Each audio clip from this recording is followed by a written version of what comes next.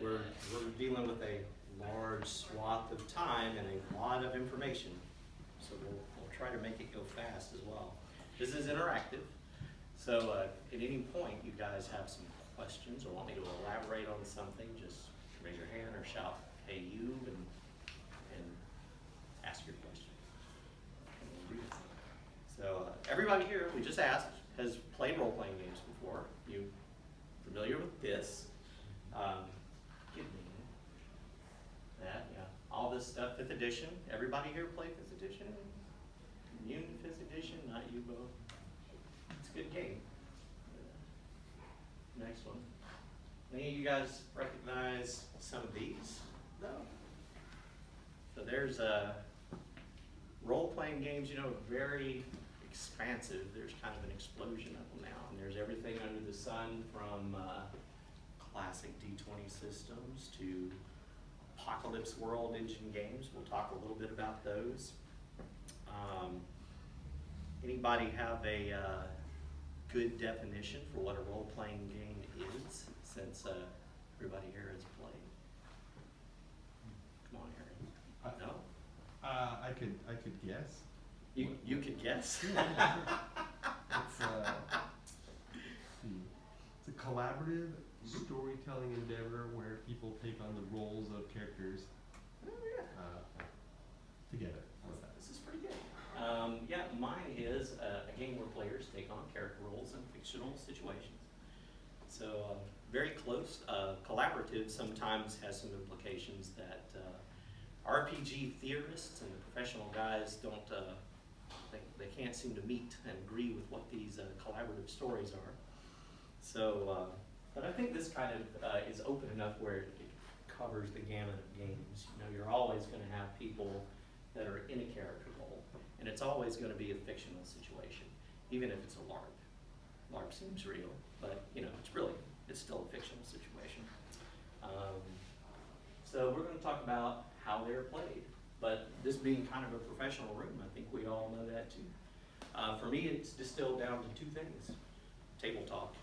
All RPGs are about sitting around a table and talking out what you do, except of course for LARPs. They sometimes stand in a parking lot and talk about what they want to do, but there's talk. And then rules stepping in that say, hey, when you talk about this, this is what happens. So this is kind of the encapsulation of all of that. That work? Yeah, not working. Let's thinking about it. Who's thinking about it? Is it Library laptops, leave a little bit to be it's a professional presentation. There we go. Okay. And so maybe you guys know this too. Different kinds of RPGs are going to give you a different kind of experience. Have most of you played something other than a D20 game? Yeah? No. Just Dungeons and Dragons, Pathfinder? Yeah, I never loved it, But you haven't played it, yeah. So really what you're talking about with different games, the way most RPGers talk about different kinds of role-playing games, they usually refer to the system. And they often refer to the setting.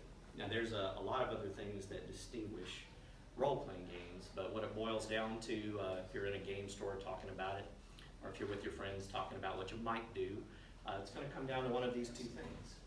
And when we're talking about system, this is things like D20 we just talked about, percentile systems, dice pools, card-driven mechanics, resource management. Has anyone played a resource management RPG? This would be something akin to, there's a Marvel Superheroes game, one of the later incarnations, that uses a bowl of tokens, little glass beads, and you spin these during the game to perform your actions instead of rolling dice. Agency games. This would be one of the weird ones where the rules establish who gets to talk when and about what and how strong what you say is. Anyone play Fiasco? Fiasco. So Fiasco is all about when it's your turn, you have complete agency in the game for about half of it. And then someone else gets to step in, that agency passes, and then they get to respond to everything you just said. And tell you how it turns out. When you talk about setting, it gets a lot more complicated because setting is really it's your campaign world. It's the types of character roles that you can play. It's the type of encounters that you're going to have, the situations that you're going to be put in. So I think we all know medieval fantasy, again, if we're talking about D&D. Science fiction, post-apocalyptic stuff, horror. We get to some of the really strange ones like episodic conflict. These are drama games, generally speaking, like Bronze Age dramas. These can also be Monster of the Week games, literally, like a game called Monster of the Week. Single session at the table is an episode. Generational animal struggle. Anyone have an idea of what that might be about? Sounds like that penguin game, but critters? Yeah, it's there are games out there that talk about things like rabbits. Bunnies and burrows. Bunnies and burrows, yes. What makes generational animal struggle a little different from both versions of bunnies and burrows is legacy games that step through, you play your bunnies, you have a party of them, they go on adventures.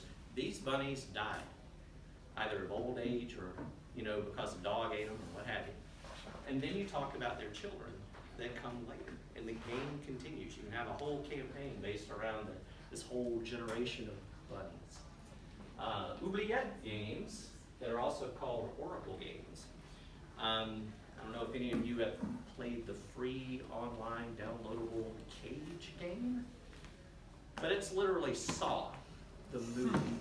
So you're put in a situation, you don't know how you got there, you begin and you have to kind of work your way out of it. That's why it's sometimes called oubliette. You know anything about that, it's kind of like a hole in the ground, a prison that you have to work your way through and find your way out of. And there's a whole lot more. I mean, this is not even the tip of the iceberg. The setting stuff can be intense. So we're going to talk about the lineage of role-playing games, because there's quite a lengthy lineage to it. Ultimately, anyone have an idea what they want to guess RPGs came from? Not you. Probably like 1990. 1990? Yeah. Okay. Anyone else? Late 60s. Late 60s, okay. Out of,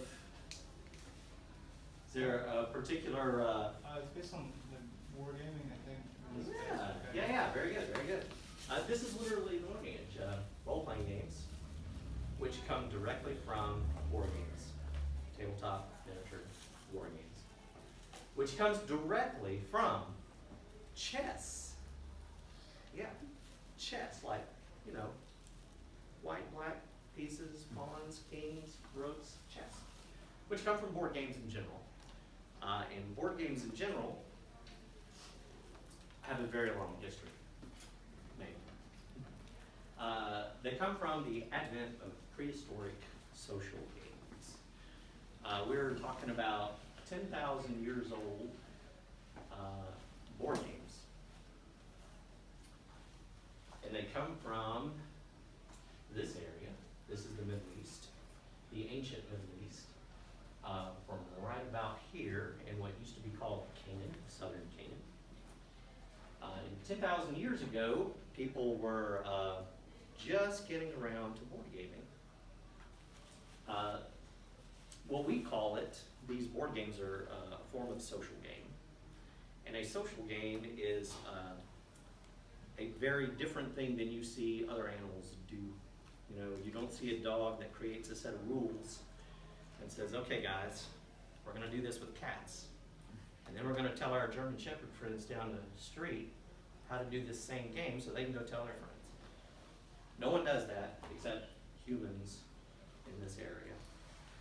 They create these social games. These are the games. These are actual board games from 10,000 years ago in southern Kingdom. And all of them resemble this kind of a 10 by 3 setup, whether it be drilled holes in rocks or little squares carved in rocks. And they use these little pebble-like pieces to move men around. Originally, board games are, we would classify them today as race games. You roll dice or you cast lots, and they are doing that at this time. We don't quite have dice yet, but what we do have are sticks. Throwing sticks. Yeah, 2 different sides, you throw them, gives you a number, you can move stuff. So now later you get knuckle bones from animals, these become dice. Did you mention the date of Yeah, that? actually- literally, 10,000, those were 10,000 years ago. Absolutely. Now one of the interesting things about that time is the mindset of humans. They can't quite distinguish when they're using dice and casting lots and generating numeric values. To them, that's not a random thing. It's kind of like a fate or a destiny thing. It's like a decision-making system for them. So another part of that, and if any of you guys are Bible enthusiasts, these are the false idols that are sometimes mentioned in translated biblical passages. What the real word is that is translated is teraphim. A teraphim is a skull. These guys kind of look a little disturbing, right? Because they're real skulls. And this is plaster put over it to give it a resemblance of a person that maybe they knew. For them, there's one of these in practically every household. At this time, a household is not like what we think of it now. It's more of a semi-permanent settlement that they come to at a particular time of the year. But they used to think that these had influence over their lives. And one of the things that they did with board games and casting lots and that sort of thing is it was a divination practice, ritualistic in nature. And they thought that by using them, the teraphims in their household would say, hey, it's time to go try and plant something, or hey, you could go hunt in this area, or hey, you should go marry Jane over there. This kind of information was very important to them. Eventually, this evolves into something more recognizable. This game is called Senet. Senet dates back to ancient Egypt, 3100 BC to be precise. Now, you notice we still have the 3x10 setup that we had thousands of years before it. So nothing really changes for quite a while. It's called the game of passing at this point, which refers to passing from life to the afterlife. What's the significance of the 3x10? Well, that's a great question. So, to understand that, we'll have to give you something else. So imagine, if you will, that's 40,000 years before any of this, and you've got a bone that you make tally marks on. Now, 40,000 years ago, archaeologists find a bone just like this, and they've got 29 tally marks on it. So 29 and 30 might be, anyone have a guess? Days in a month. Days in a month. Right, so it's thought that even from the first time people start applying numbers to things, they think is relative to a month. The waxing and waning of the moon. You just got, as I was gonna say, it was lunar cycle. There you go, yeah, lunar cycle, lunar cycle.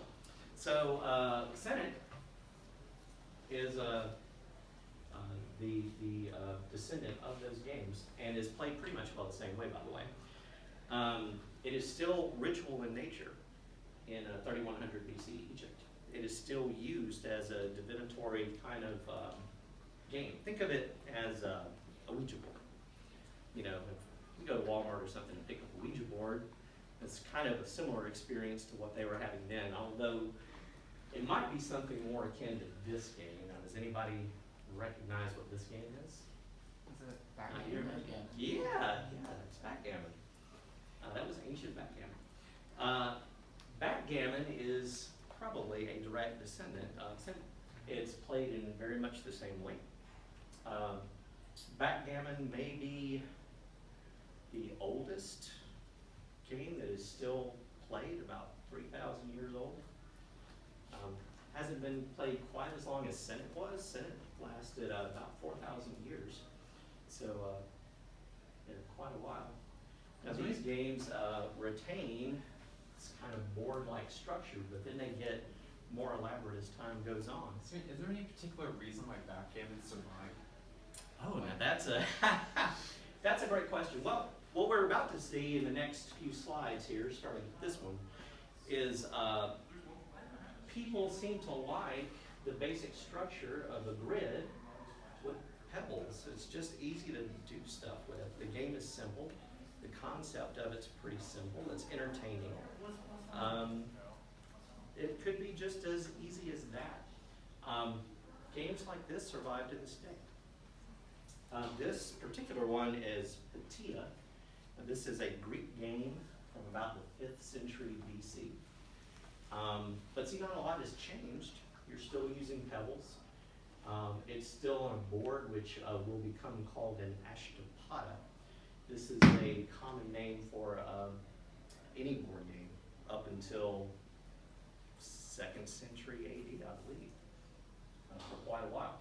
Is that backgammon and these games you're showing us now, are they still ritualistic? Are they still? No. So by the time you get to Patia, it is beginning to spread throughout culture. So the significance, particularly in this game, anyone recognize this? Go. Yes, yes, yes. Still an ashtapada-like board, still using pebbles, played a little different though. The interesting part here is Go comes from all the way across the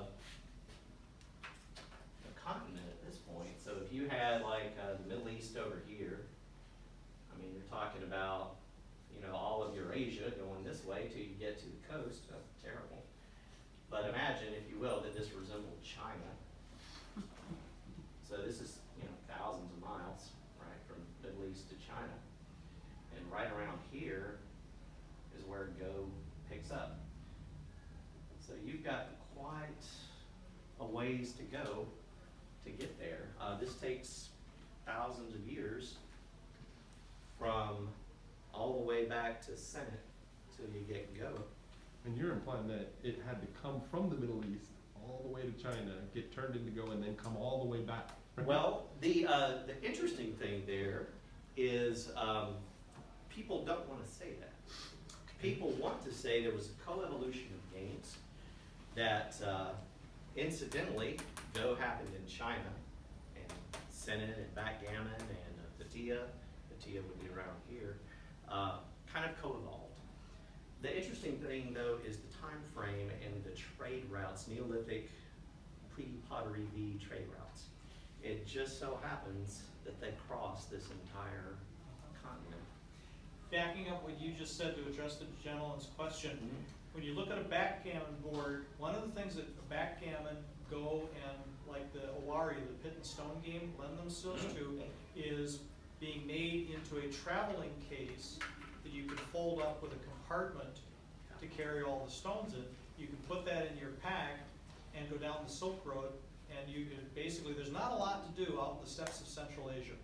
So having your backgammon board there to play, and then someone sees that and says, oh, well, I can work out something like that. And the next thing you know, you have a whole bunch of people developing all these different games, which are all Absolutely. fundamentally related, but the one thing they all have in common is that you can fold up a board and stuff it in your backpack and start walking. And this is a really important idea because there's this history and process of games getting reinvented and reinvented and reinvented. Think about your role-playing game experiences for a moment.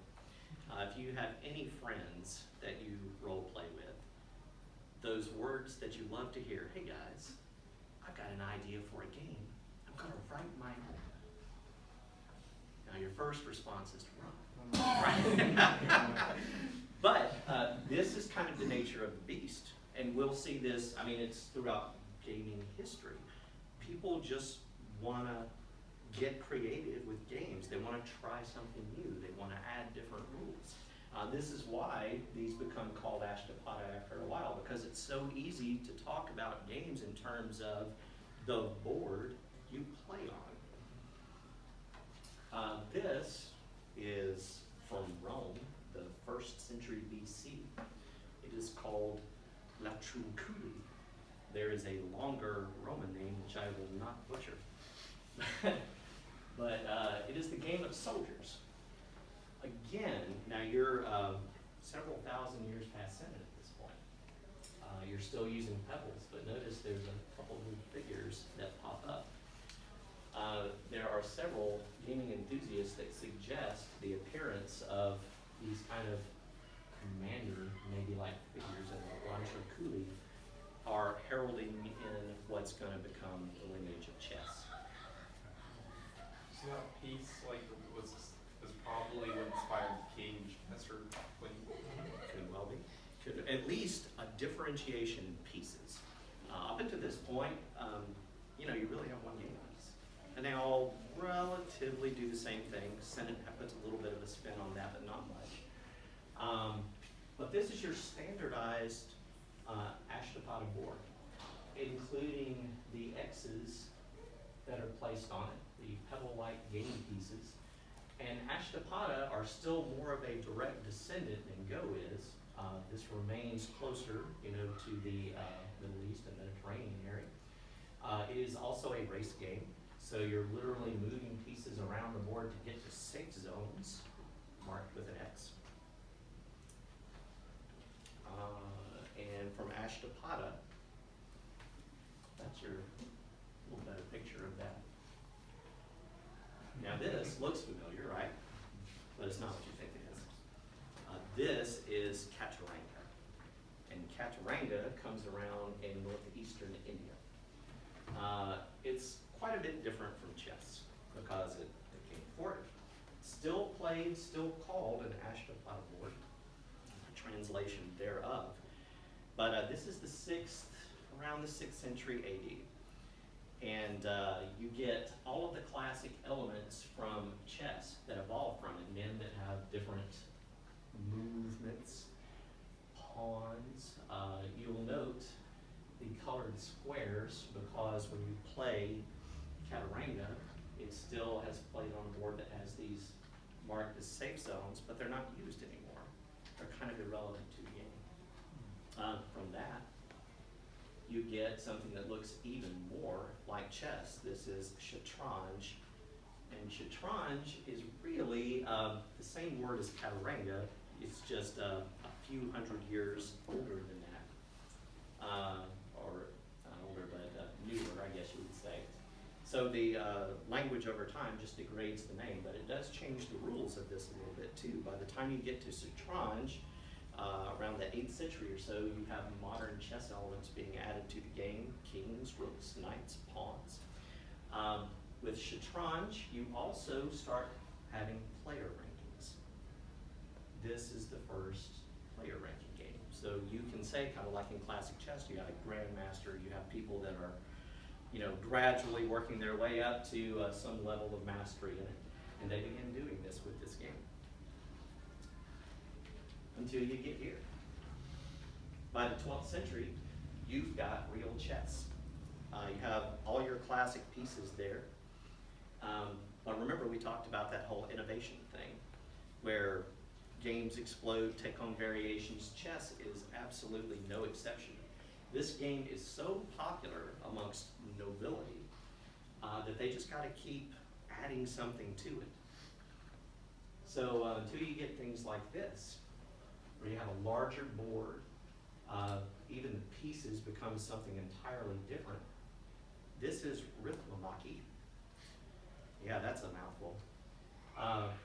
Rithmamaki uses these pieces that are numbered. Now this is a chess variant. It works similar to chess, but with math.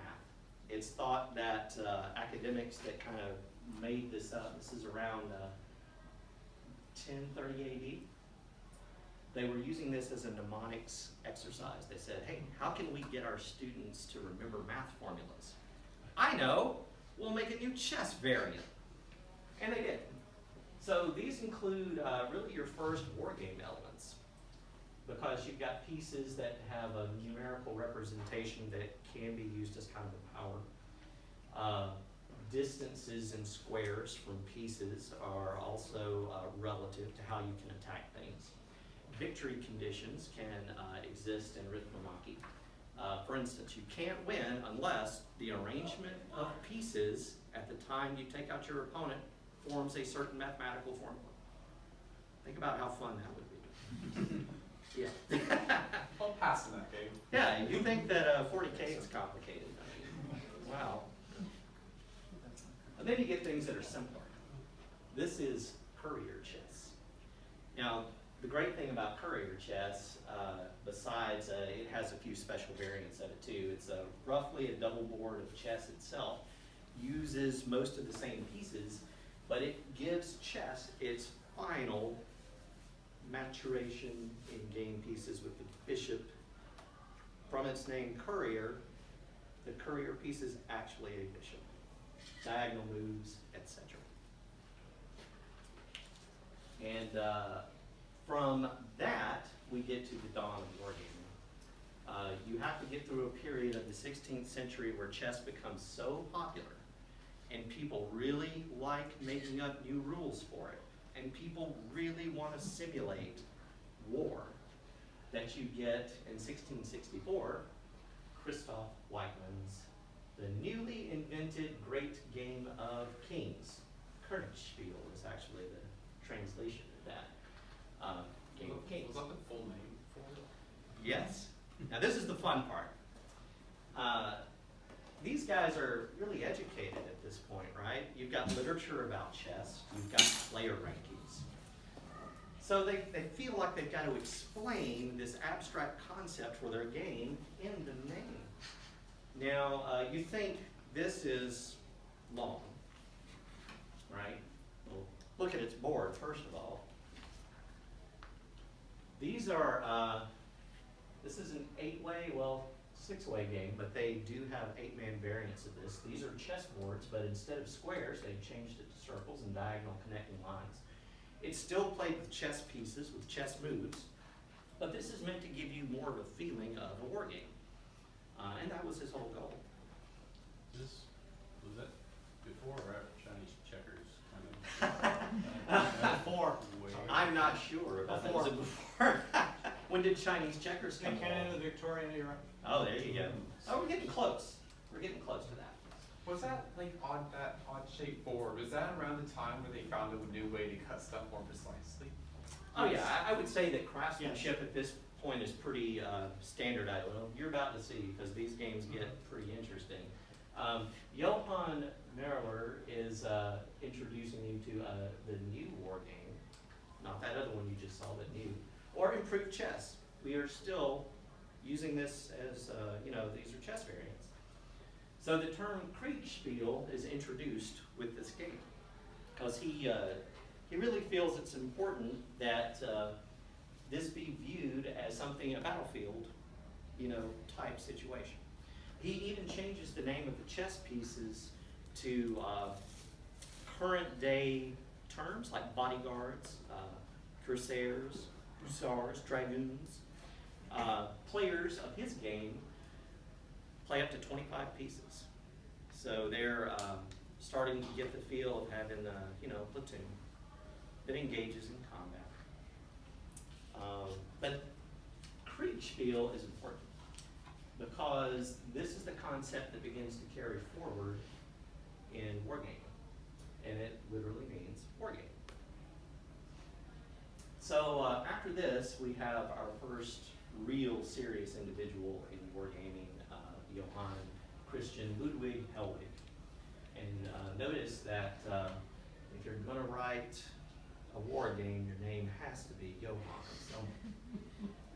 So his game, the attempt to build upon chess a tactical game which 2 or more persons might play. Yeah, I think they're saying it in the title of the game, but look at the size of the title of that game. Mine's got to be better. Yeah. The bigger the Because title, there's more. the better the game. Absolutely. Or the more people getting at this one find out what it even means. reasons. Right, marketing. Yeah, this is early marketing.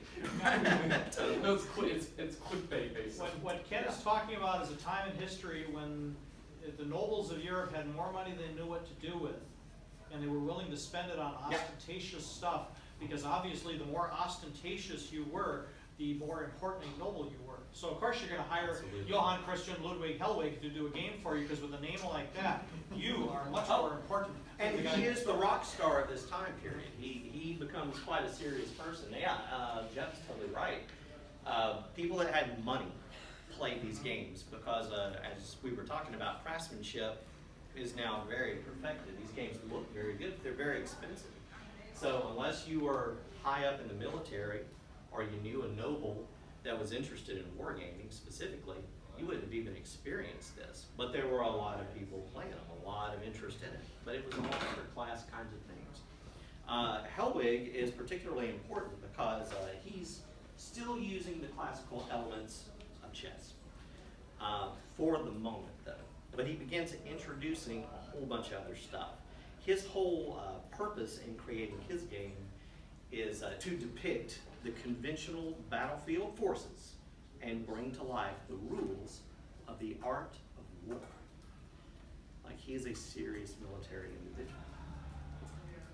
This is what it becomes. So it moves from his first chessboard, which is a little larger version of a typical chessboard, as a lot of variants were. Similar to this, on the chessboard, they had multiple colored squares that indicated terrain.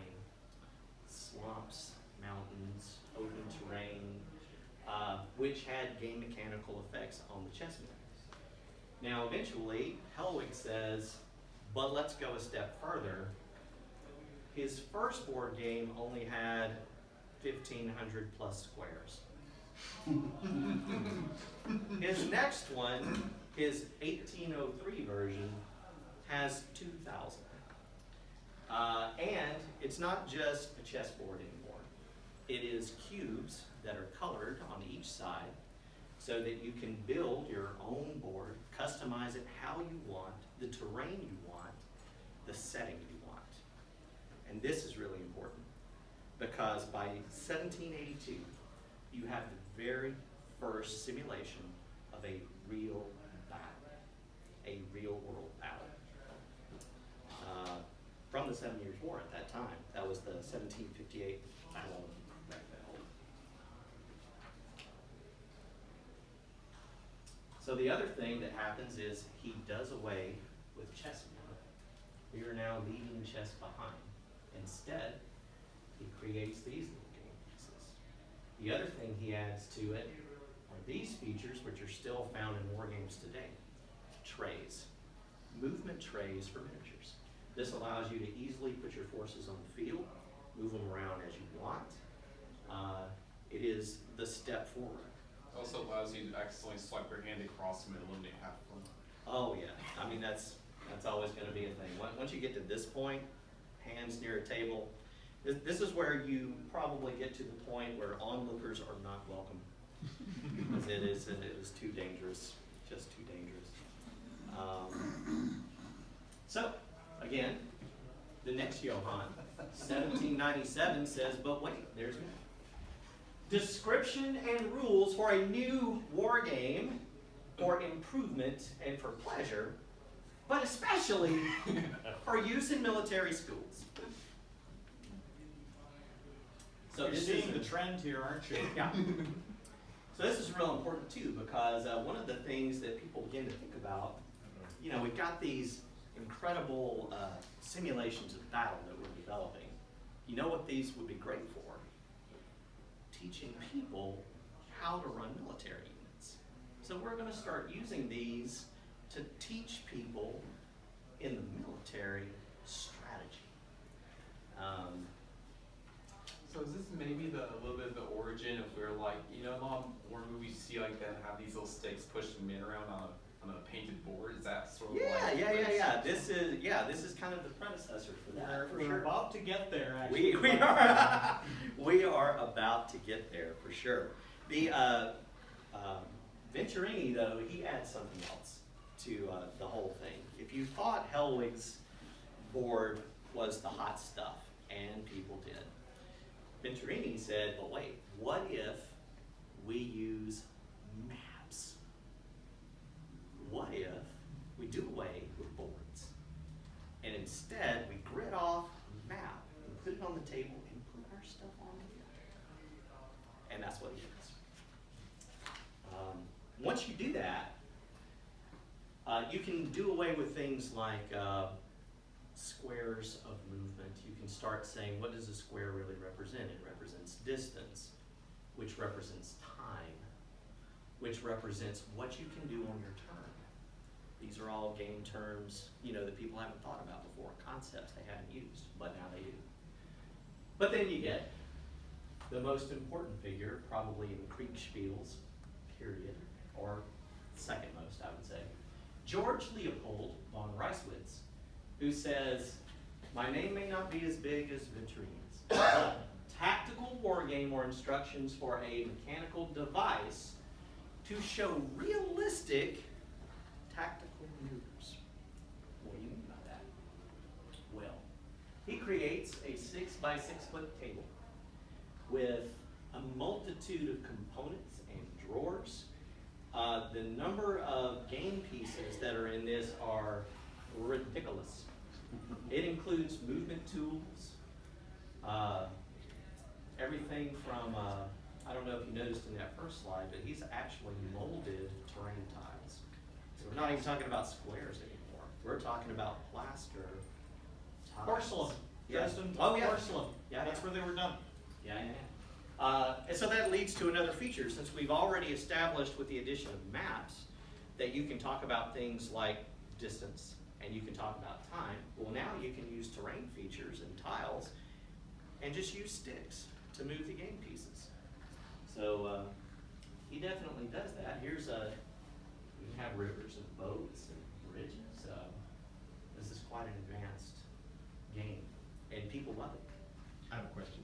Yes. That picture's got dice in it, which implies that random numbers are being used to represent occurrences in the game, right? So when did that happen? When did? Once you leave, start leaving chess behind, and that's really when you go back to Hellwig.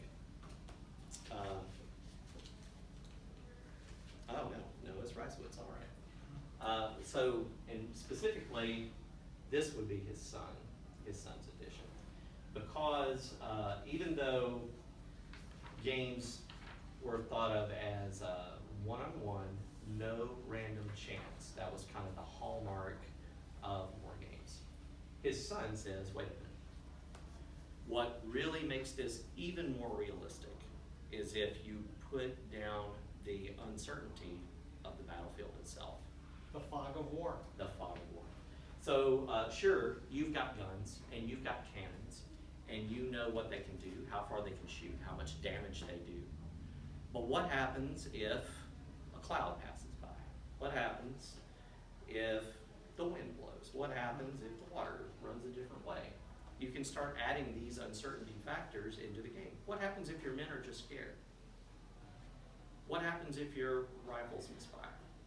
These things you can simulate better with dice. And that's his son, George Heinrich Rudolf von Reiswitz. And he says, now he's a special individual, serious guy. He unfortunately passes away at a young age, but he is not interested in these long, crazy titles given the war games, so he just calls his, hey, we're talking about Kriegspiels. And that's what it is. Now, the important thing for the younger Reiswitz is, he says, let's give units damage points. Remember, Kriegspiels are a descendant of chess, so until this point you're talking about piece displacement still, or removing pieces from the field, that sort of circumstance. With damage points, you change this. You say that unit that you're using on the field gets hurt, and maybe it becomes a smaller unit. So yeah, you have dice with it. Now the other interesting thing that relates to our topic today is the Virtuta, which translates as umpire. Now, this is important because in Kriegspiel, Reiswitz says, what makes this even more realistic is if the players have a game board. But there's someone, a trusted advisor or friend, which is really what this word means, who's going to sit back with his own game board. And he's going to know where all the pieces really are. But you players will only get to see the pieces that both of you know about in the game. So how does he do this? Well, he's got players. They write down orders, like they're generals commanding armies. They pass it to the Vertrauta and say, hey, here's what my units are going to do. When he gets those orders, he secretly determines what happens. Whether or not the men really do it, first of all. Whether or not there's some battlefield condition they don't know about. In fact, this guy can set up situations that the players don't know about. Makes it an even more realistic simulation of the uncertainty of war. And then he rolls it out to them and says, okay, this is what you see. This is what you now know about. So this is your first instance, really, of the game master.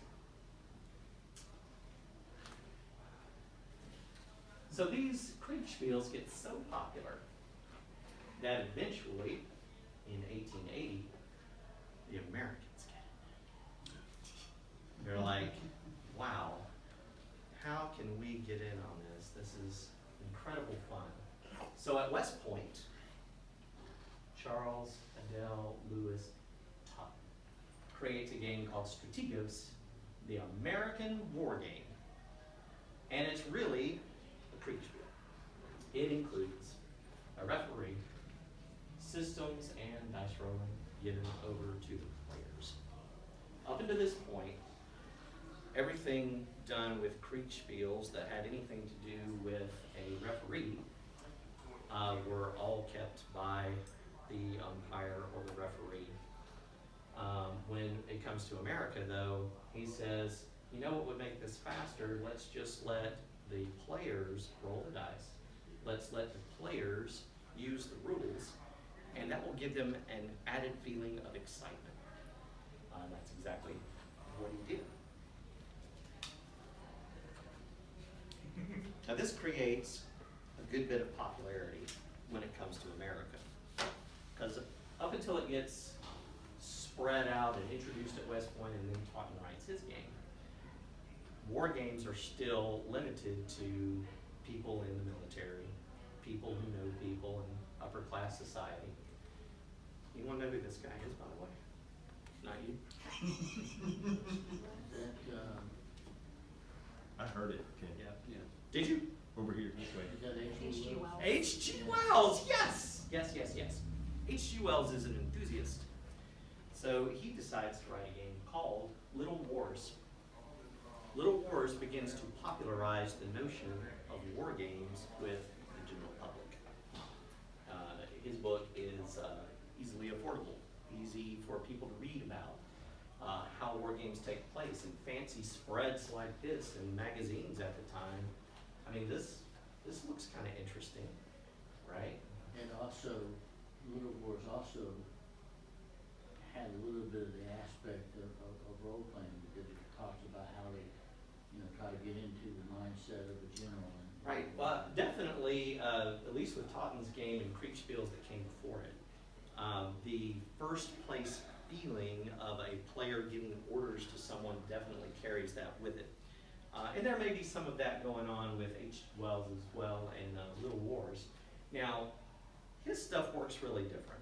I don't know if he was just dissatisfied with the complexity of Kriegspiels and war games in general, but his mechanic is a lot easier to roll out to the general public. It may help have, made it more likable to the average Joe. His was literally, you aim a little miniature at another miniature, and you throw a toothpick at it, and if you hit it, knock it over, you take it out. Seems simple enough, right? That's it. From that, you can stage all kinds of things, and you can create very interesting scenery that, it's not tiles on a So that ultimately leads us to our favorite game ever. As wargaming gets more popular, you have Avalon Hill steps into the mix and starts saying, hey, people like war games so much, we're going to start making them too. This is around 1952. But this other guy, Alan B. Kalkhammer, in 1954 says, I got an idea for a game. Well, let's see. It's a strategic level game where you make pacts with your friends, negotiations, that sort of thing. But the basic principle of the game, the thing that wins you position, allows you to set up and produce more units, is betraying your friends. You have to be able to look them in the eye and say, hey, I'm definitely going to support you here. Just leave your back door. And there you are. So diplomacy has quite an impact on things. Anybody know these guys? Shutterbuck? No. Shutterbuck? This guy here is David Wesley, and this guy over here is Dave Arneson. And they really like war games, and they really like things like diplomacy. David Wesley really likes Strategos, and he thinks to himself, I like diplomacy so much, but what if we added people to it? What if we gave people roles that you didn't expect? Like a banker, or a school teacher that just happens to be in war-torn Europe. What would they do to influence the game? This was called a Brownstein. Brownstein because it took place in his fictional German town of Brownstein. Well, this was very exciting. David Wesley thought this was a failure. He hated the way people weren't quite sure what to do. I mean, this is a weird game. We're not exactly playing by the rules anymore. We're acting out conversations with people. It's different. But his players love it. His players want him to keep doing it. Dave Arneson likes it so much that he decides, I'm going to use this in some games too. Could you point out Arneson again for me? This guy hovering over his units right here? That's This is Dave. Arneson, yeah. Yeah. So, This is in Dave Arneson's dad's basement, by the way. I was about to ask whose basement that was. Yeah. Cool. Does that Yeah. mean his dad was an avid wargamer? as No. well? No. His dad, when he was interviewed for Secrets of Blackmore, said, I'd hear them down in the basement yelling at each other until 2 o'clock in the morning, and they'd still all be friends. I had no idea what they were doing, and I didn't want to know. guys, this is really a good point to introduce Jeff Berry. He has come a long way to be here with us today. I'm the ringer in the audience. He is the ringer. He is from the Minnesota area. He actually played with these individuals at the table, and Gary Gygax. So he's experienced a little bit of this. I asked a good major, because Dave went off and became a major in the Army in the Ordnance Corps, and I said, so, This one, right? what are we playing? He said, something called Brownstein. Yeah. So a while later, I asked Dave Arneson, so Dave, what are we playing? He says, something called Blackmore. And then I asked Phil Barker, Professor Muhammad Abed Rahman Barker, so Phil, what are we playing? He says, oh, something called Tekkamel. Oh, okay. So then I finally asked Gary when I got to meet him, so Gary, what are you playing? He says, oh, something called Greyhawk. Yeah. Now the important part of what he's talking about here is this is in the day of diplomacy games being used as a strategic level for war games. These guys like the idea. I mean, think about it. How many times have you thought to yourself, wouldn't it be great if we created a living history? Wouldn't it be great if we had a campaign world where we got to say armies go over here and what happens there continues to affect the game? Now today we know these as legacy board games, right?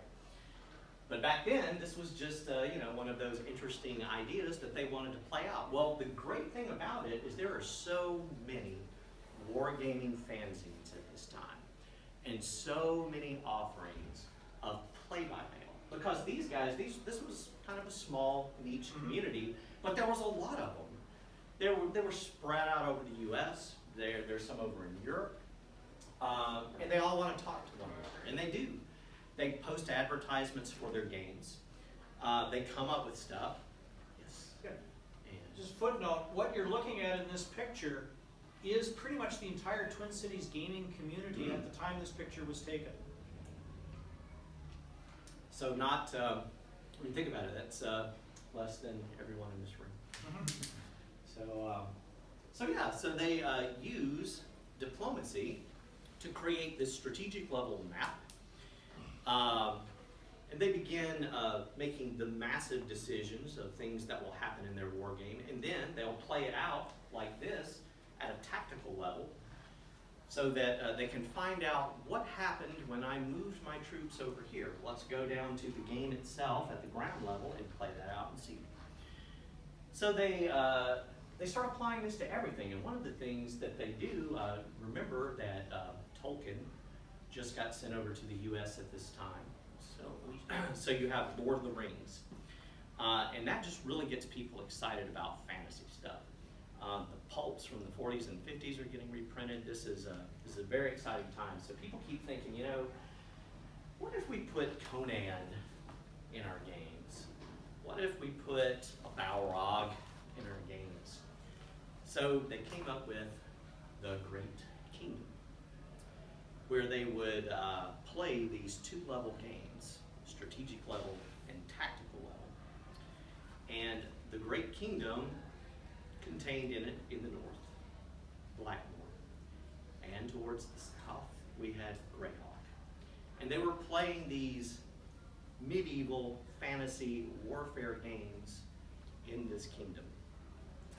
Well, then they decide, we really need to write down these rules that we're coming up with to play these games, because they're innovators. Gary Gygax himself loved to comment on all the variations of chess, Kriegspiels. All of these guys are very versed in wargaming and just academics in general. They're very well-read individuals. So they do a play-by-mail of the Great Kingdom in these places. They call their societies, there's a couple of them. There's the Castle and Crusade Society, which you guys might remember a role-playing game that is called Castles and Crusades. This is where the name comes from. There's also the larger Lake Geneva Tactical Studies Association. And these groups love to play in this realm and see what happens. This, by the way, is Gary Gygax. When he decides to codify everything they're doing in the Great Kingdom into a rule set, it becomes chainmail, put out by Gary and Jeff Barron. This becomes kind of a staple in a lot of wargaming communities, how they resolve medieval combat. It's very popular. Swords, horsemen, cavalry, it's exciting stuff. But the thing that made chainmail even more interesting to people is a section in the back of it that was a fantasy supplement. It told you not only that, not only could you have swordsmen and pikemen and that sort of thing, but you could have Balrogs, harpies, fantasy creatures. You could add those to your game. So this gave Dave Arneson an idea. This is Dave. The idea he had was, so what if we take these Great Kingdom games that we're doing, we add a little chainmail to it, and elaborate on this. I'm going to have a group that not only participates in this, but I'm going to add even more to it. I'm going to add some stuff that came from other games I've worked on, like Civil War. Civil War had elements of armor class, hit points, these sorts of things. It's an ironclad game, by the way. Iron ships and wooden men. Yep. So he decides to start adding these rules to these Brownstein-like games in Blackmore and letting people play first person. And then he says, okay, the real fun sometimes is beneath Blackmore Castle in the dungeons. So we're going to let you explore that too to get treasure and fame. And let's do something else. Since we're tracking this as time goes on, what if you can advance your character? What if you can gain, I don't know, levels or something like that? Eventually, posted in a periodical called Domesday, which their wargaming group put out, information about Dave Artison's game gets to Gary, and they get to talk, and they're friends. And he says, I really want you to come and demo for me what you're doing. And he does. From that, it sets Gary on fire. He says, this is something special. We've got to write rules just about that. Just about what you've done. And this is it. Now, remember, a title is important in wargaming. So it's not just Dungeons and Dragons, it's rules for fantastic medieval war games, campaigns, playable with paper and pencil and miniature figures. Oh my. This is an homage. This is an homage to everything he studied, culmination of their endeavors. So that's how you get on that little box, this very long name. Dungeons and Dragons is does a lot of innovative stuff. It becomes what we think of as the first role-playing game. It is definitively the first role-playing game. But it's probably not what you would recognize today. Definitely not by 5th edition standards per se. It has different things going on. In fact, it's so different from what you know today that there are 2 terms in the original Dungeons and Dragons box set that are absent. That's in practically everything that comes after. Not you. Anyone know what those terms are? Probably not you guys either, because I think I've told you. 2 terms that you would expect to be in Dungeons and Dragons. Dungeon Master, yes. Instead they call it a referee. There's another term though that's even more shocking. Role-playing. This is not a role-playing game to their understanding, yet. Not quite there yet. They know that characters are being played in roles in the game. They even say it in the book.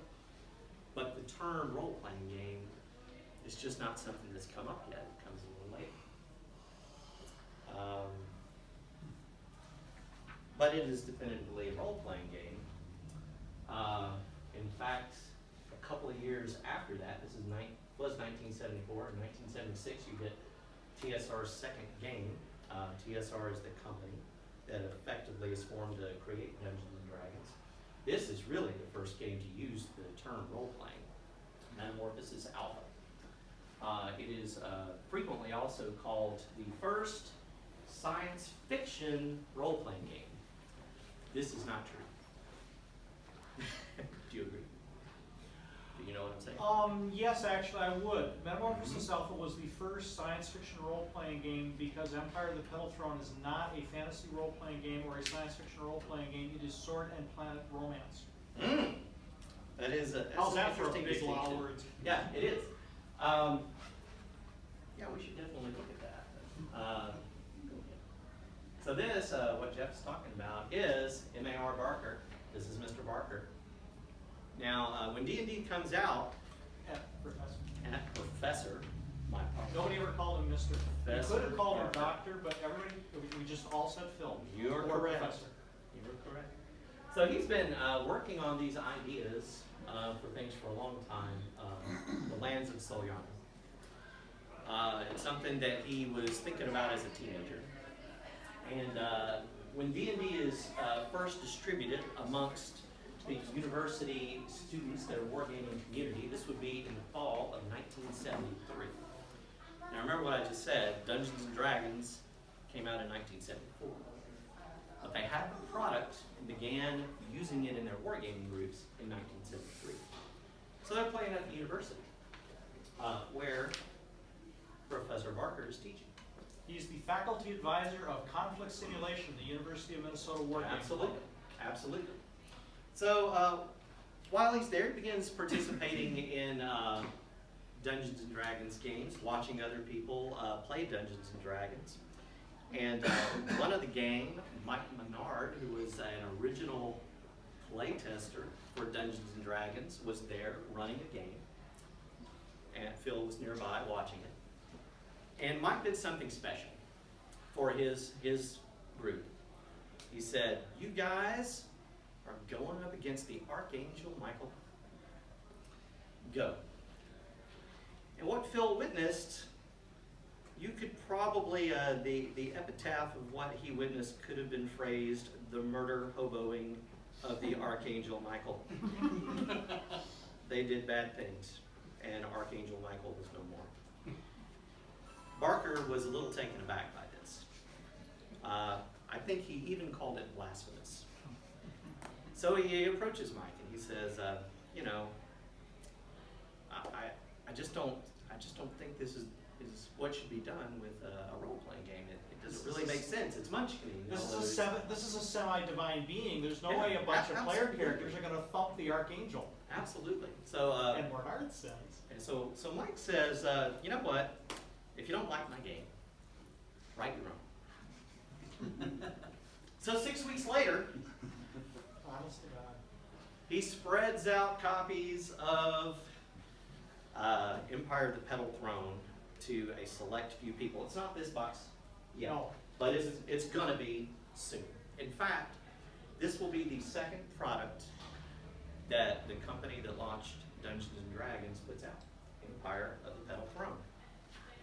And not to be underdone by anyone, M.A.R. Barker calls it Empire of the Petal Throne, the world of Tecumel, rules for fantasy adventures and campaigns on an alien planet. This is why I think it's really sci-fi. Because not only is it an alien world that we've colonized, and it's tens of thousands of years in the future, but it has an underworld element to it. I think you have a very nice table, by the way, that features this, What's that? of the underworld. Yeah. Yeah. And in that underworld is all the lost technology and civilization that this planet once had. And now it's kind of devolved into really a fantasy world. A place where you have wizards and clans people that are fighters that fight beasts and other aliens. We're going to talk over dinner. Yeah, I know this is going to be a... But I do. I feel like it. I feel more like this is a science fiction role with some definite strong fantasy elements. I guess fantasy stuff. No, there is no fantasy in Tecumel. Oh, okay. There is no, I mean, yes, we do have magic, Mm-hmm. but it's not your magic. Our magic is based on technology. When I cast my spells, as Lord Chernobyl called 10th Circle Sorcerer of the Temple of Amukla, I reach through the plane, the skin of reality, and I pull energy from other planes. This is why it's Sword and Planet Romance, just like Barsoom. If anybody's seen the movie John Carter, Yeah. you've seen Tecumel. That's where Phil got a lot of inspiration. Yeah, it is very similar. So it may be, see, and Gary was the one who said, well, we're going to call it fantasy because it's going to be easier for the gamers to understand. Which is, because we're going to use the word magic. Phil liked the word sorcery because it sounded cooler. Gary liked the word magic because it's something, he figured something that would tie in with D&D. Yeah, I think sorcery was definitely more of the feel. That term is more of the feel of Tecumel, for sure. Sorry. No, it's all good. But again, now that we have this new medium, these role-playing games, the explosion begins. You saw it with Astropotic games. You saw it with chess. You saw it with Kriegspiels. Now you've got role-playing games. So the fun really begins. RuneQuest comes out in 1975 and becomes your next fantasy setting. It's known as, its system operates off the basic role-playing system, or what we'll call, become that. It features percentage dice rolls instead of d20s. It features a skill system instead of a leveling system for advancing characters. So it begins changing things. It also suggests you can have things like fumbles and you can have critical successes. This particular game, after it, is Miranda. And this came out roughly in 1980, although it looks a lot older than that. Miranda was not popular. In fact, it was just 56 loose leaf pages in a folder. The 1981 edition increases it to 64 pages. So it's quite fancy. The important thing about Miranda is that it introduces yet another strange concept in its magic system. It says, what if we use nouns and adjectives and prepositions to describe spell effects, and then you get to make up what you do. So it is really a movement away from the complexities of things like Dungeons and Dragons and RuneQuest and other early games of that time, Villains and Vigilantes, a superhero game, the Fantasy Trip, which is another very tactical, what would become an RPG game. This says, let's think more role-playing and less game mechanics. Did you give a date on that game? 1980 and 1981. In fact, the former head of design and development of TSR, Lawrence Schick, says this is one of the best, most underrated games that came out during that time. It is exciting stuff. So then you get what RuneQuest started in earnest, basic role playing. This is your first generic RPG system. Instead of having limited ability to play one thing in a game, fantasy, science fiction, superheroes, why not open it up where players can do whatever they want? So they offer basic role playing. Uses the same percentage mechanic. We'll come to add a chart to handle some other roles that called the resistance table. Because one of the things about roll under percentage systems is things are going to come up that you don't want to resolve with a single die roll, or it doesn't feel right. It's not a yes or no answer, it's a relative answer, depending on what someone else has, their resistance. But it leads us to things like this. Call of Cthulhu, also a basic role-playing family game. Horror. You have your first horror. Someone has experience with Call of Cthulhu, maybe. It's, I've played it and I've run it. yeah, it's a fun game. Now it does something really different too. Because it's not really just horror, it's Cthulhu, it's H.P. Lovecraft. If you're in this game, you, for one, you're playing detectives. You're not playing brave fighters that can whack something, or people that can pull a laser pistol out and shoot something. You're just playing ordinary people. And the bestiary in Call of Cthulhu, with all the creatures in it, if you put any number of players against one of those creatures, even the really small ones, they're going to die. They're either going to run, they're going to die, or they're going to go insane. One of the two. Even simple artifacts you find, like books, the Necronomicon, hopefully not, can simply just drive you crazy and ruin your character.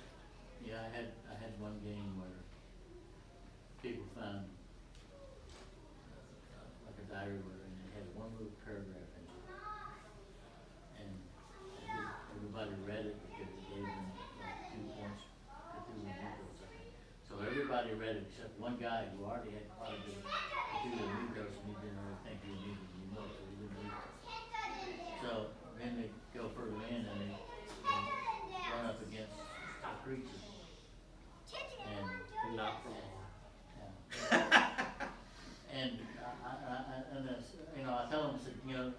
said, you know, this particular creature can only attack people who have read at least one paragraph from the Revelations of God, which everybody gets just finished reading.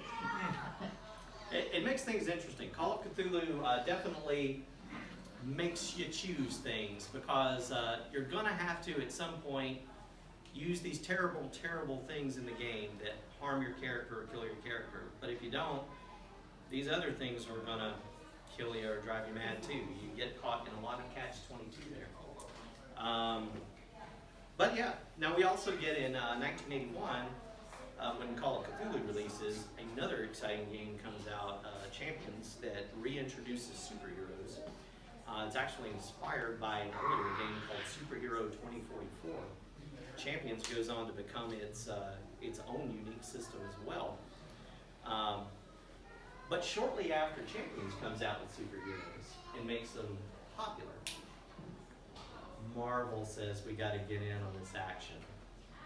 This becomes TSR's first superhero role-playing game, and I think their only one that they will ever do. Although this will last a very, very long time. Marvel Superheroes introduces a new system, though. It does use percentile dice, but it's not a simple roll-under system. It's called a column shift system. Really what it is a ladder system. Marvel Superheroes uses terms like amazing, expert, typical, poor, and as you roll dice, the result shifts depending on your character's ability. So it's not a straight numeric value per se. What's the date on that game? Marvel Superheroes is 1984. And who would you give the primary design credit to? That is Jeff Grubb. Grubb? Jeff Grubb. Oh, wow. Now the other side of Marvel Superheroes, though, is maybe more interesting. Superheroes are generated randomly. Now think about that. You've got characters like Spider-Man and Captain America and Wolverine. But what's not shown here is you also have characters like Thor and Vision, if any of you guys are familiar with him, the Hulk. So you can have characters of very disparate ability. It's not exactly about balance when we're at this point. It's more about the flavor of the superhero, I guess. But even that is a little stilted because in randomly generating characters, you could have somebody that can control plants and cast fire at something. It's I can't tell you how many hours we bought that Ultimate Powers book, and we would just roll and roll and roll until we hit that one on the chart that said you were the son of a god. Yeah. So that you could get the most powers possible, the best power. Anyway. Yeah. But it does some other things that are great. So it introduces some free-form RPG things like free-form ability creation in the form of stunts. You can say that your superhero should be able to do X. For instance, Spider-Man. I've got web shooters. I can web people up. But what if I can make a ball of that webbing and punch him? We don't have that on your character sheet. Well, I'll make a power stunt for it. And that's what it allows the players to get in on the agency of creating their character and developing it. Now the other thing it has very similar to that is its technology invention section, where it says if you're going to make something, here's a set of quick, easy rules for you to make up exactly what you want, like a time machine, a laser pistol, what have you. And then it's got the system for you to create exactly that thing and roll dice for it. So it's a quite good system in that respect. 1986, 2 years later, gives us the next universal role-playing system, generic universal role-playing system, or GURPS. This is the one that makes those systems popular. Basic Role-Playing wanted to do it, and it did a great job. But Steve Jackson steps in with GURPS and suddenly this is a catchphrase. Now people really believe, yes, this isn't a bland, flavorless role-playing game. This is something we can do anything with. So it goes off fairly well. The problem, though, with GURPS, it's a 3D6 roll under mechanic. So this is an interesting system and a simple system. It's elegant. You have character ability, like 10. You roll 3d6, and if you roll 10 or less, you're successful. Easy. This allows you to do away with all kinds of stuff in role-playing games that have a target number that you have to hit or roll over. There's a lot of explaining that you don't have to do, a lot of added rules you don't have to have, like if you have a rollover mechanic, you need some way of saying, how do you modify that? Well, you've got character modifiers, you've got in-game modifiers to the target. But if it's as simple as a rollover mechanic, you can forget a little bit of that, unless you just really, really, really want to put it in. But the thing is with GURPS, when you have something that simple, it doesn't scale well. So if you have little fairy creatures with a 2 in strength, they're never going to be able to do anything related to that. So scale is an issue, but practically everybody that loves GURPS forgets that. Just a necessary evil. Now we get into some popular stuff. Role-playing games, exciting, new companies are coming out, new ideas are flowing. And this game, Ghostbusters, indeed based on the original movie, hits the stands and is considered one of the most underrated games of the millennium. It introduces dice pool mechanics, where you take a number of dice and you roll them for effect. Instead of just rolling 1 or 2 dice, you put together a number of dice based on your abilities. It also introduced some minimalist rule systems.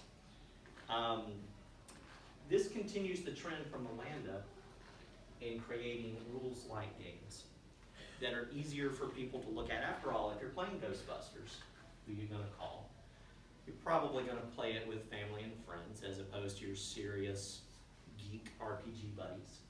And this game allows you to get in on that easier. The theme is more approachable than Call of Cthulhu. You don't want to let people in single-digit age bracket play that. But Ghostbusters is safe. So we can do that. And the rules are so simple that kids won't have a problem picking up on that. Now, Greg Stafford was one of the designers on Ghostbusters, and he is going to design a game eventually that will follow up on those ideas. And while he's working on it, these 2 guys, Jonathan Tweet and Mark Reinhagen, I don't know if you guys know who he is yet, but you will. They come out with something called Ars Magica in 1987. And similar to Ghostbusters, and similar to these ideas of rules-light games, they introduce some of their own ideas into that. Again, it goes back to Melanda.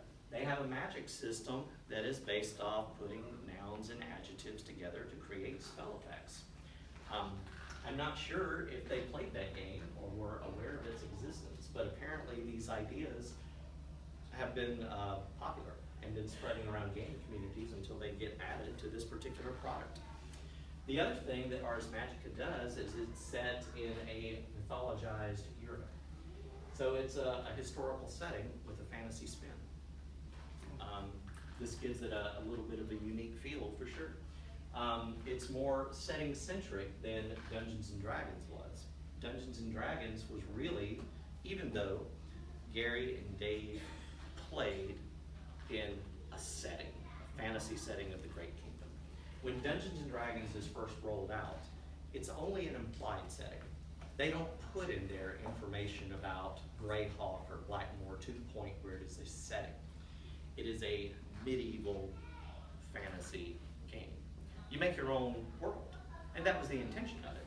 They thought that when they created this game, you would go out, create your own great kingdom, create your own adventures, and boom, you would have a good time with it.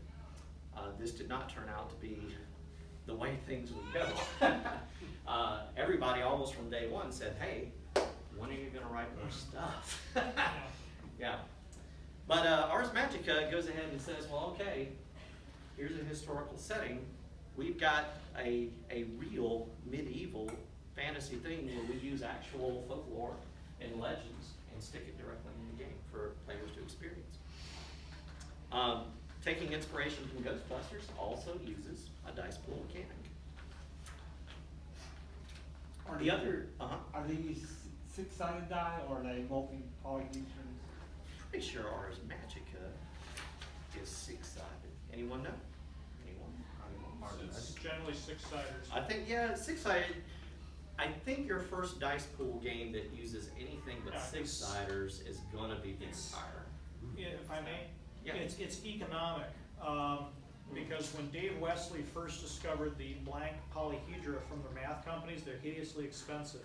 Yes. Gary managed to source them with numbers on them, they're still expensive, and when you ship them over to places like England, when you wanna sell games over there, you can't put them in, because they're gambling equipment.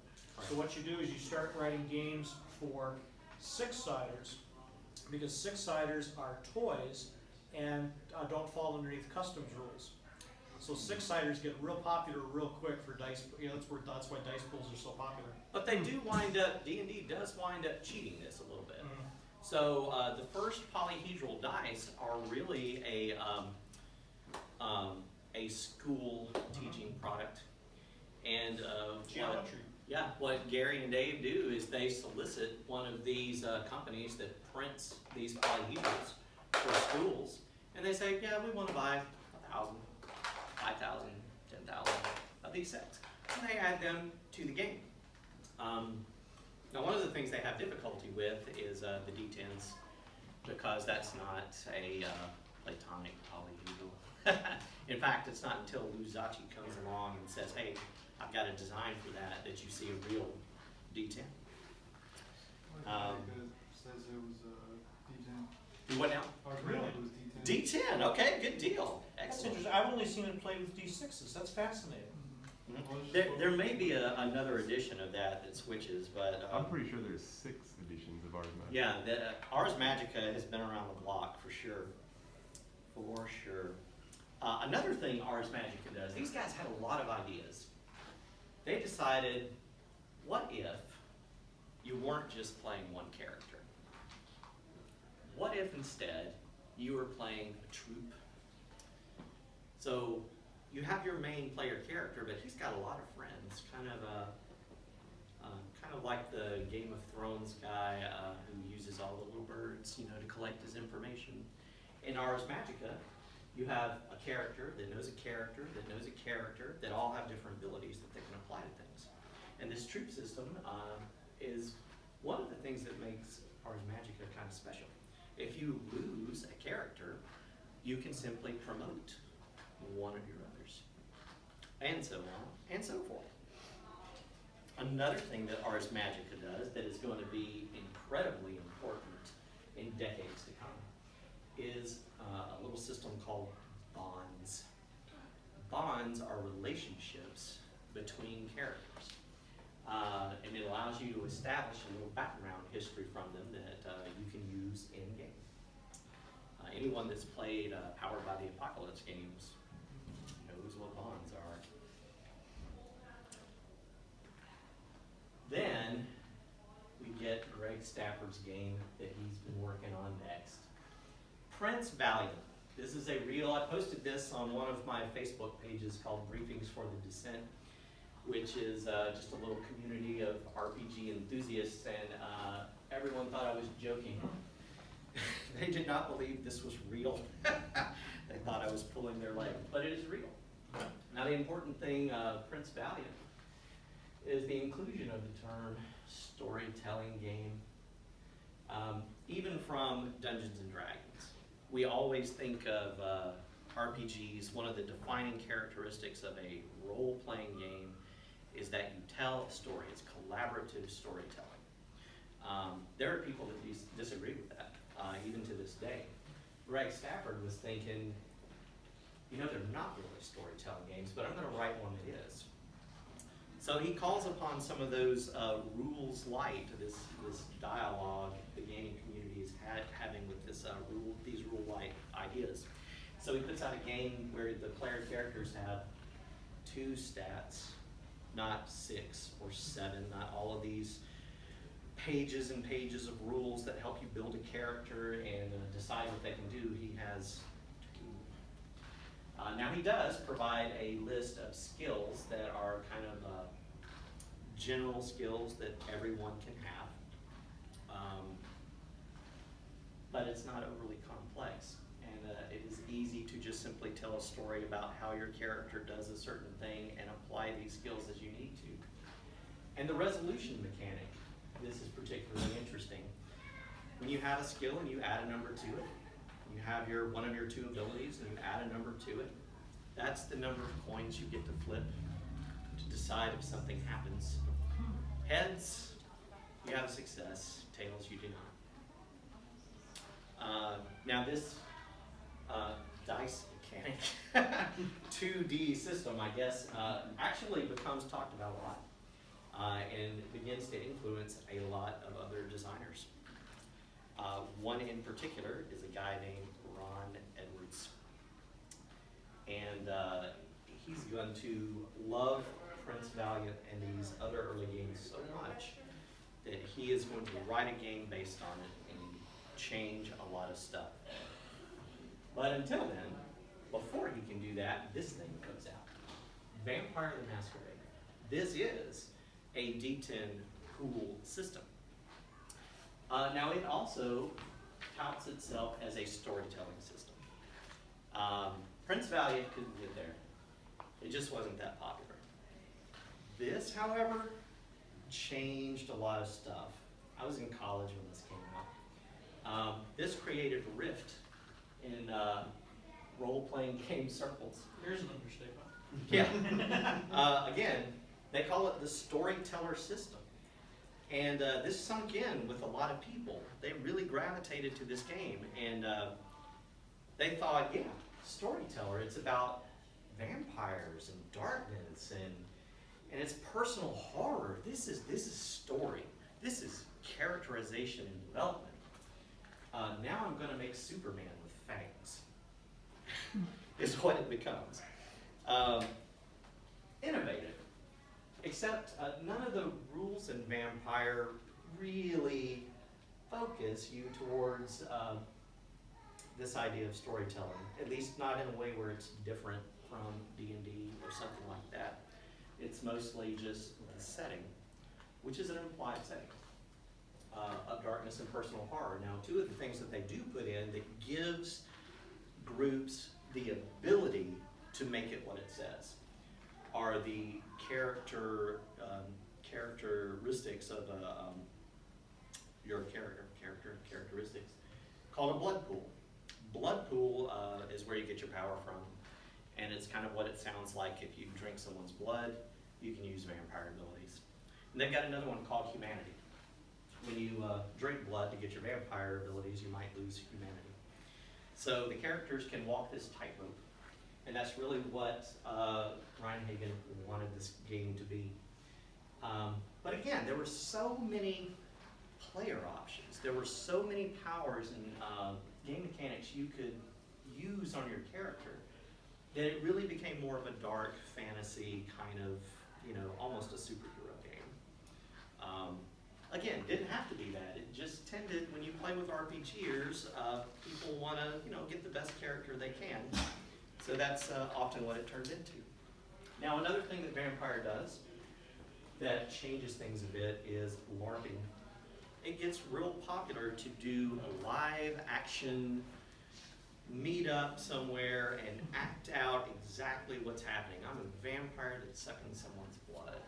We are going to be here and just talk that out and act it out, and people around us are going to call the cops. But that's what we do. Now, LARPing is not a new invention by Vampire, although they do put out a rule book on it. LARPing has actually been around for a little while. In fact, around the D&D days and the Tecmel days, it was quite popular to dress in costume. And I think you've got a couple of those maybe. Absolutely. And there was some acting involved in that too. But yeah, Vampire popularizes the idea of storytelling in an RPG in a way that it has not been done before, even if it didn't really fulfill its mission. It also popularizes the whole LARPing community, and it still lasts to this day. It mainstreams it. It mainstreams it, absolutely, absolutely. Now our Ars Magica writer, Jonathan Tweet, goes on to do this thing called Over the Edge in 1992. He does this with Robin Laws, actually. And again, you get this, here's a game we just came out with Vampire the Masquerade. It is not what I would characterize as a rules-light system, even though it does a lot of things to kind of streamline a role-playing game.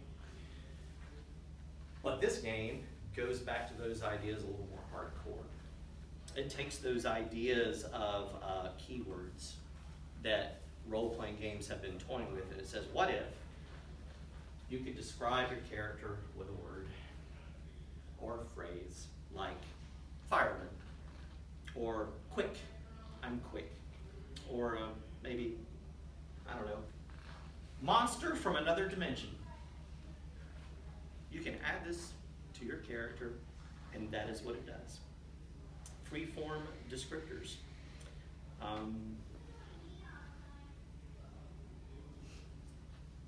Then, in that same year, Stefan Solomon says, you know what, these rule-light ideas are so good, I'm going to write a game for it too. Because this guy worked with Steve Jackson on GURPS. In fact, he wrote 4 GURPS supplements. Then he was given a 5th, Fairies.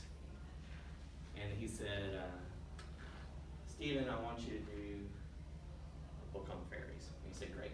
He struggled with this for months. And again, it's the roll-under mechanic.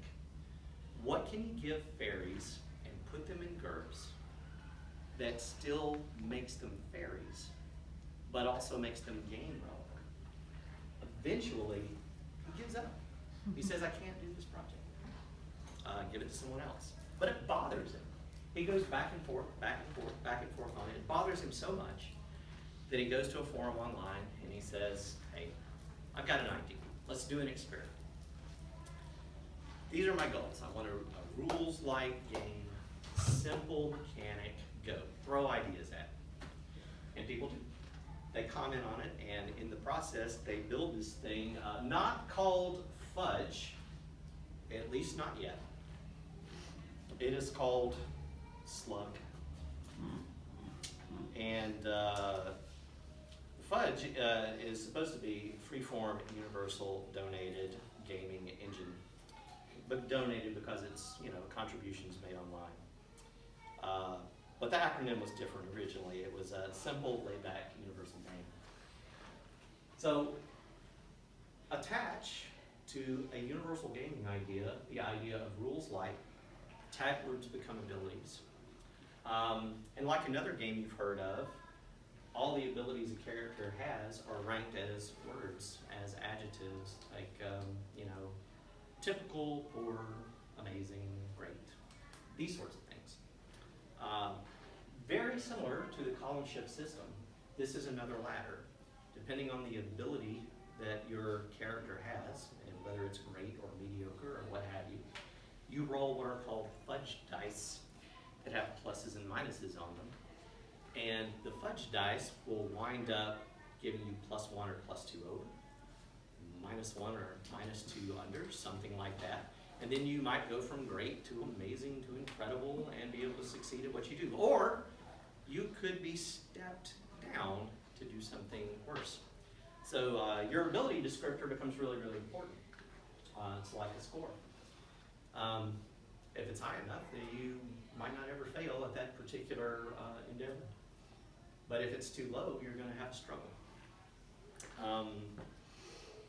The influences for Fudge are ultimately other rules-like games, Tunnels and Trolls, which came shortly after Dungeons and Dragons, was put out to streamline it, so it was simplified.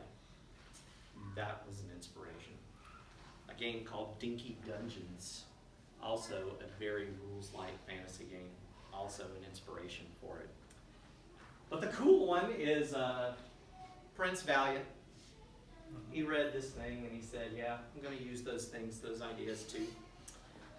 And his favorite game of all, the first role-playing game Stefan ever played, and his favorite to this day, Bunnies and Birds. He said, I just love the idea of playing with bunnies. They're so much better than humans. So this develops Fudge for us. What was the year on Fudge?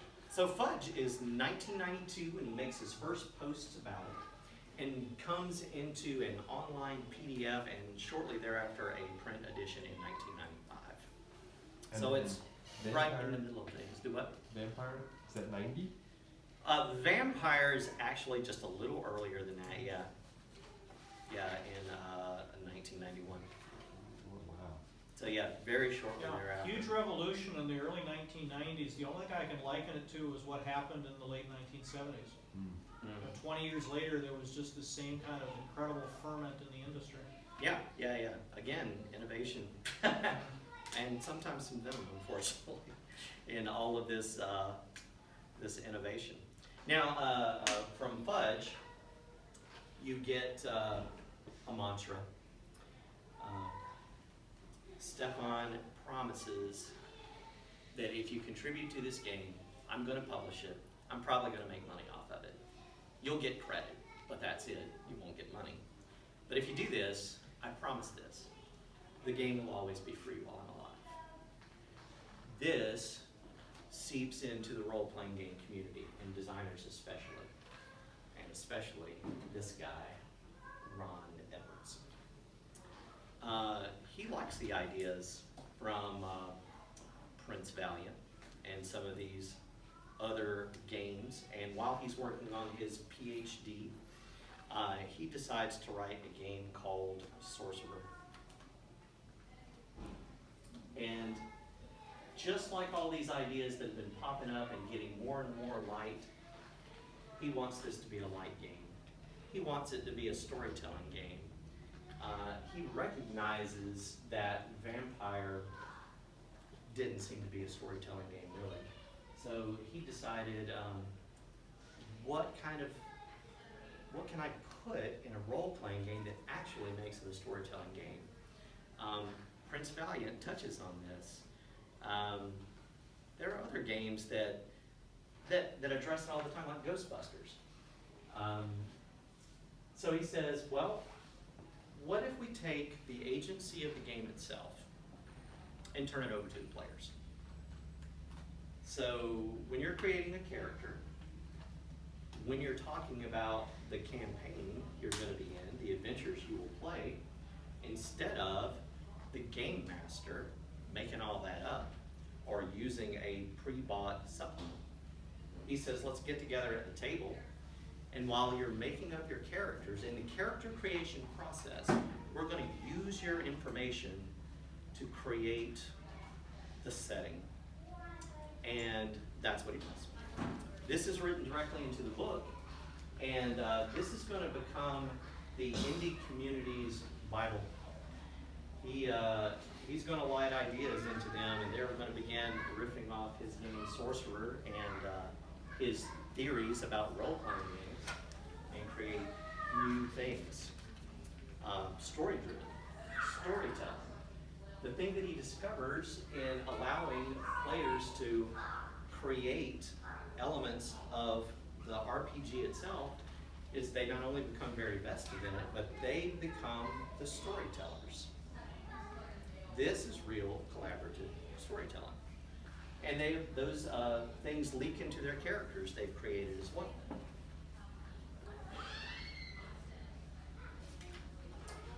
So, about this time, some guys reading all this information about rules-like games, this rift that has popped up between Vampire the Masquerade players and Dungeons and Dragons, they question what makes a role-playing game.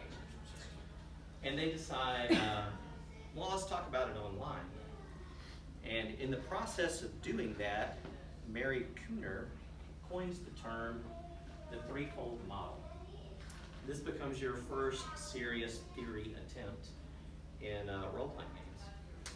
And there's a lot of people that talk about role-playing game theory. There are definitely texts before this, but directly applicable and addressing issues in RPGs, the threefold model or GDS model is it.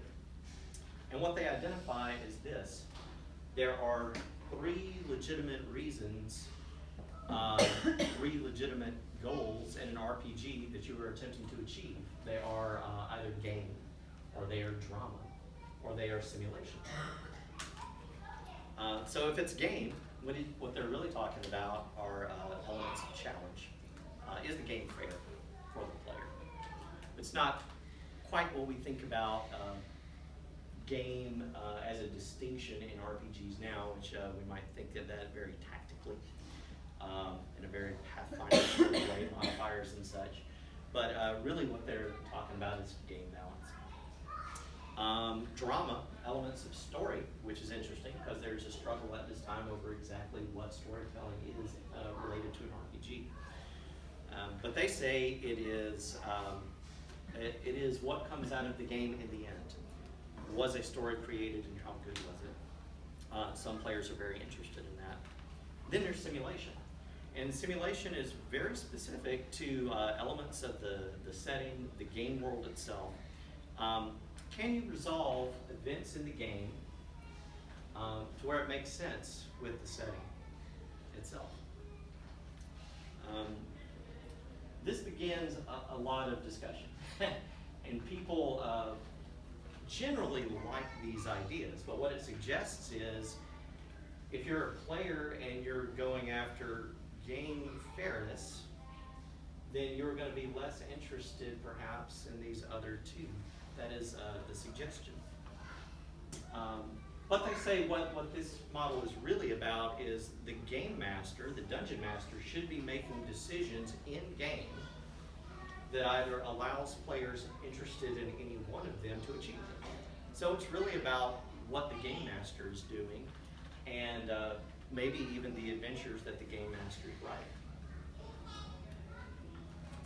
So then Ron Edwards of Sorcerer says that's almost right.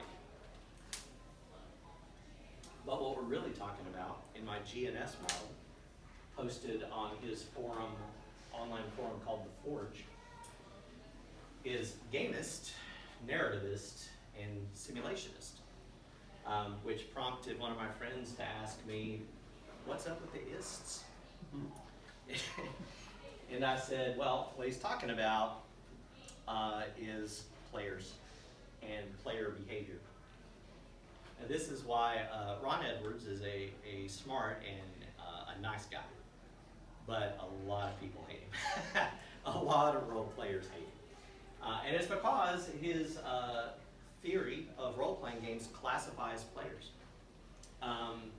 Either they are going after gamist elements, which is players that prefer game mechanic contests, or they are narrativist players, in which case they are really about story development, or they are simulationists, which they prefer when a game is completely self-contained.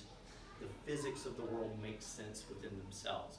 And depending on the type of player you are, you're either going to have fun or you're not.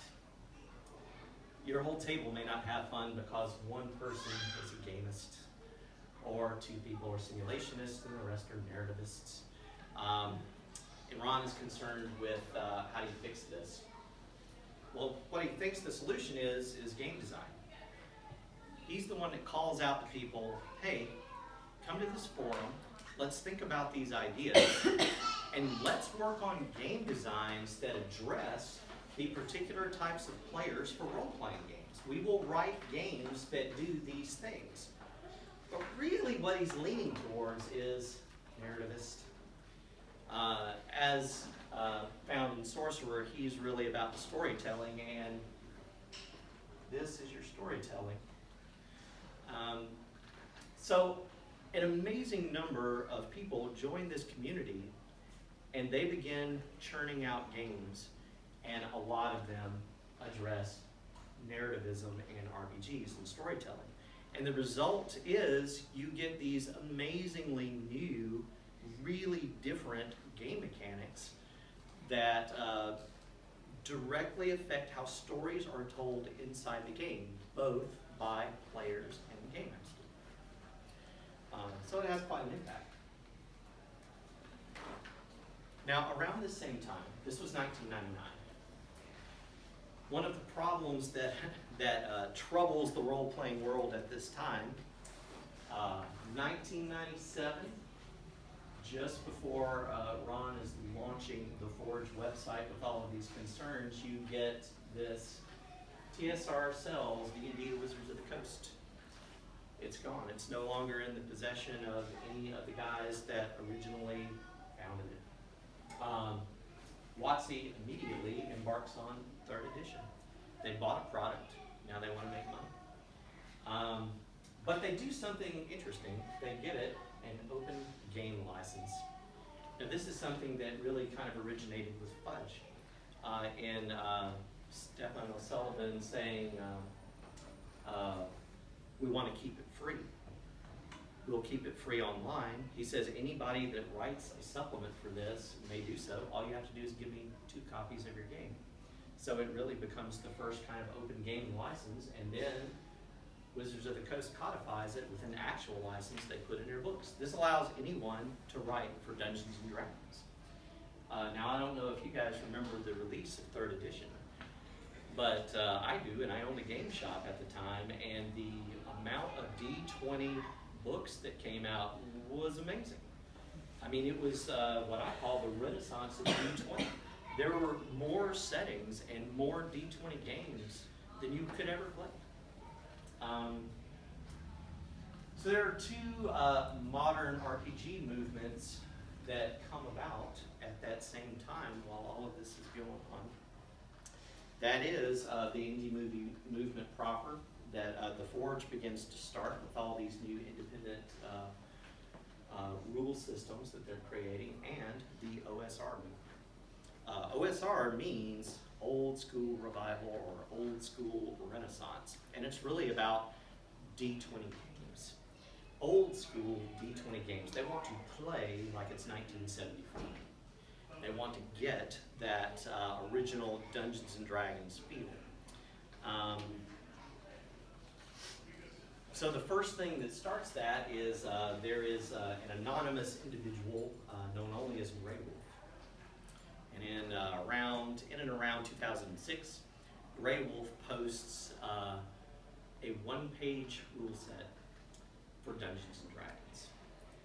Here is the entire game in 1 page of information. Also at that time, with the sale of Dungeons and Dragons to Wizards of the Coast, Gary Gygax approaches Wizards of the Coast and says, hey, I no longer have anything to do with this product, yes, but this was my brainchild, and I would like to continue writing stuff for it in my own system. Will you let me do that? So what happens is they give him permission to take original Dungeons and Dragons and advanced Dungeons and Dragons and put that out as his own publication, once again called Castles and Crusades. So between these 2 products, the publication of the 1 rule sheet called Microlight, and Castles and Crusades, and another game called Osric, also aiming at original D20 play, you have the beginnings of this old school revival.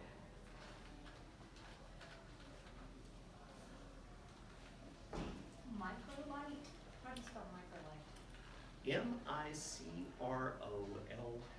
L-Y-T? L-I-T-E. L-I-T-E, okay. There are so many Microlight books now. But the great thing is, I'm pretty sure all of them are free. You can buy print editions of these, but you can download these games, and they take every version of D&D that has ever been printed. Now they've elaborated, it's no longer a one-page rule set.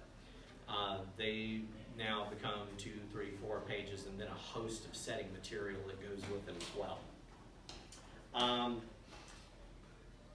But you know, the whole point of Microlight and the OSR movement was we want to get back to rulings, not rules. We want it to be about player skill, not character abilities, which is what all these other games are doing.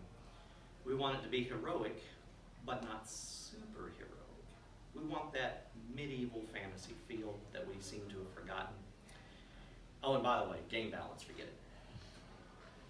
You know, if you ever played Advanced Dungeons and Dragons, you know that that's not really a thing.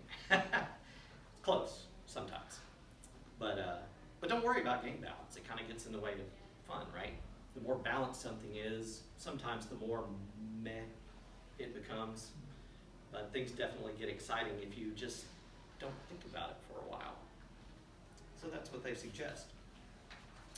But with OSR, you still have the indie movement going on. You still have Ron Edwards' website, The Forge, churning out stuff. And the first real success from it is Luke Crane's Burning Wheel. Luke Crane takes all these ideas that the indie movement, the emerging indie movement has been talking about. Rules light, simple. We want to focus on role-playing itself, so I'm going to codify some rules that do that. So this game is a dice pool system, D6s. But it uses an interesting mechanic, which will go on to become the mouse guard mechanic as well. They'll call it Torchbearer, but it originates right here in Burning Wheel. You can describe anything that your character does, and we reduce it to 1 die. So you can talk about what your character is going to do for the next month. And if there's an end goal in that conversation you're talking about, you can roll 1 time. And you can add whatever abilities that support that, even other characters helping you in on that roll. So it's innovative.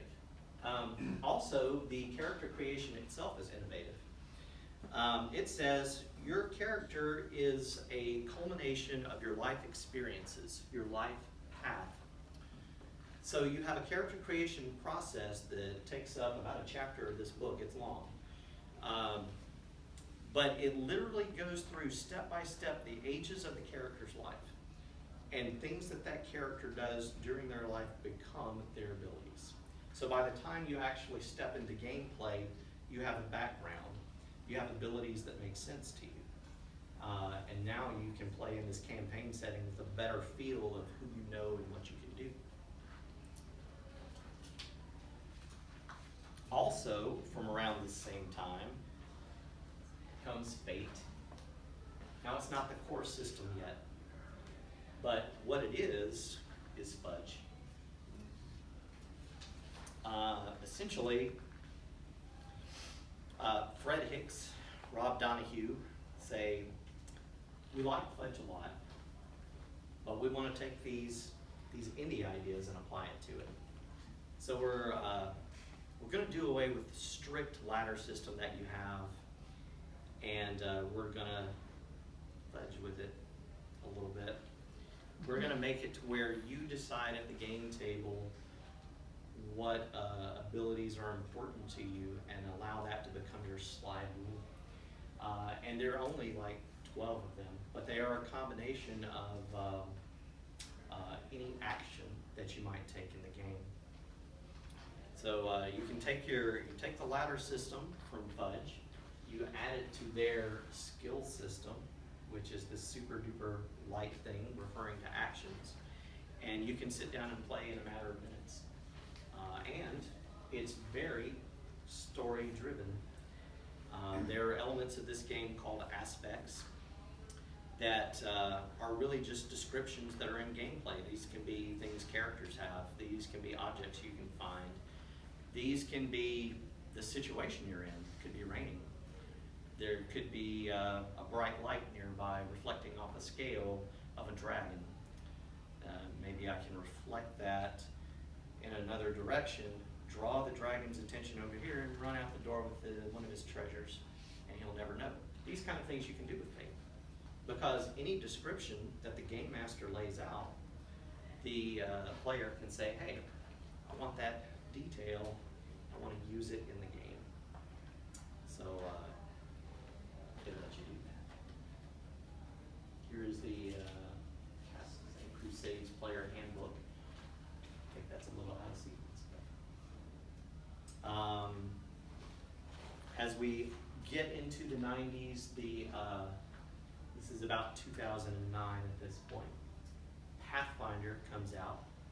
This is a response to Dungeons & Dragons saying, hey, we are going to a 4th edition. 3rd edition was really good. We've gone through the early 2000s. We want to do something a little different. Paizo says, well, that's great, but we like 3.5, 3.0, 3.5, can we have it? And really, they don't even have to ask this question because you have the open gaming license. They can just cut and paste it and publish it, and they do. Now they add more stuff to it. That's why people often refer to it as 3.75. But really, this is just more character options that they're adding to it. They streamline a couple things that seem very dense, but this releases kind of in spite of OSR, because it's still really small now. The indie movement's going on, but they're really small. They're nobodies. This is now your mainstream game. The thing that people want to play the most. But also in 2009, we have one of the indie guys, John Harper, who's been listening to all these exciting ideas, and he says, well, if you want a really light game, really light RPG, let's take the microlight route, but apply some other stuff to it. This is a complete game. A 2-page sheet of paper that you can hand out to players, and you simply go. It contains your setting, it contains your abilities, it contains even the adventure situation that you might find yourself in. Now, John Harper, when he does this, he's already a very accomplished role-playing game writer. He has written an edition of Talislanta, even a D20 edition of Talislanta, another fantasy game, no elves. If you are not an elf fan, you would not want to play that. He's also written another very large book called Aegon, which is about Bronze Age role-playing. But he's really excited about these independent ideas, so he says, let's put it all on one sheet. So what happens is he creates these things called moves, which are something that any player can really do.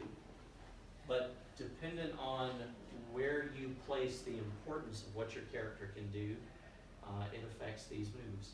The entire mechanic is here. This at once becomes very story-driven because you begin to interpret the results of singular die rolls that you're making. And it gives you a suggestion of what it does. And it's up to you guys to explain the full details of it. These become a bit of a hit online. In fact, other people in the indie community look at this as something very different, very unique.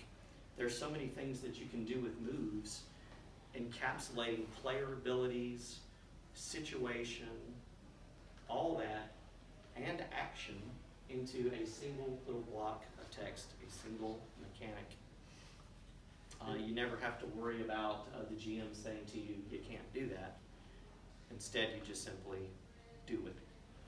So I can add that the moves also, the narrative is in the move itself. Absolutely. It's a way to get Right. the mechanic and the narrative together in one Right. micro little. In fact, you can almost think of this as backwards of any other role-playing game that's been written, because it's not, well, what am I going to do? Let me look at my character sheet and see. I'm going to pick this ability, and I'm going to see if I can do that. I'm going to make a die roll. what Mr. Harper says is you actually say what you do first. You do the thing that's written on here. And if what you just said matches the description of the move, the bold text, when you commit violence, you've done it. Just powered by the apocalypse, isn't it? Powered by the apocalypse. This is it. This is the origin of powered by the apocalypse. Now, most people associate this with, Apocalypse World? yeah, by Vincent Baker. And, but it's not true. Vincent borrows from his good friend John Harper and creates Apocalypse World. So in the process of getting to PBTA games, inspired by John Harper, that indie movement really exploding, you get into today's RPGs that become a lot about those mechanics, such as player agency. PBTA games are really big on player agency. Again, to the point that when you sit at a table, the game says to you, GM, don't plot or plan anything.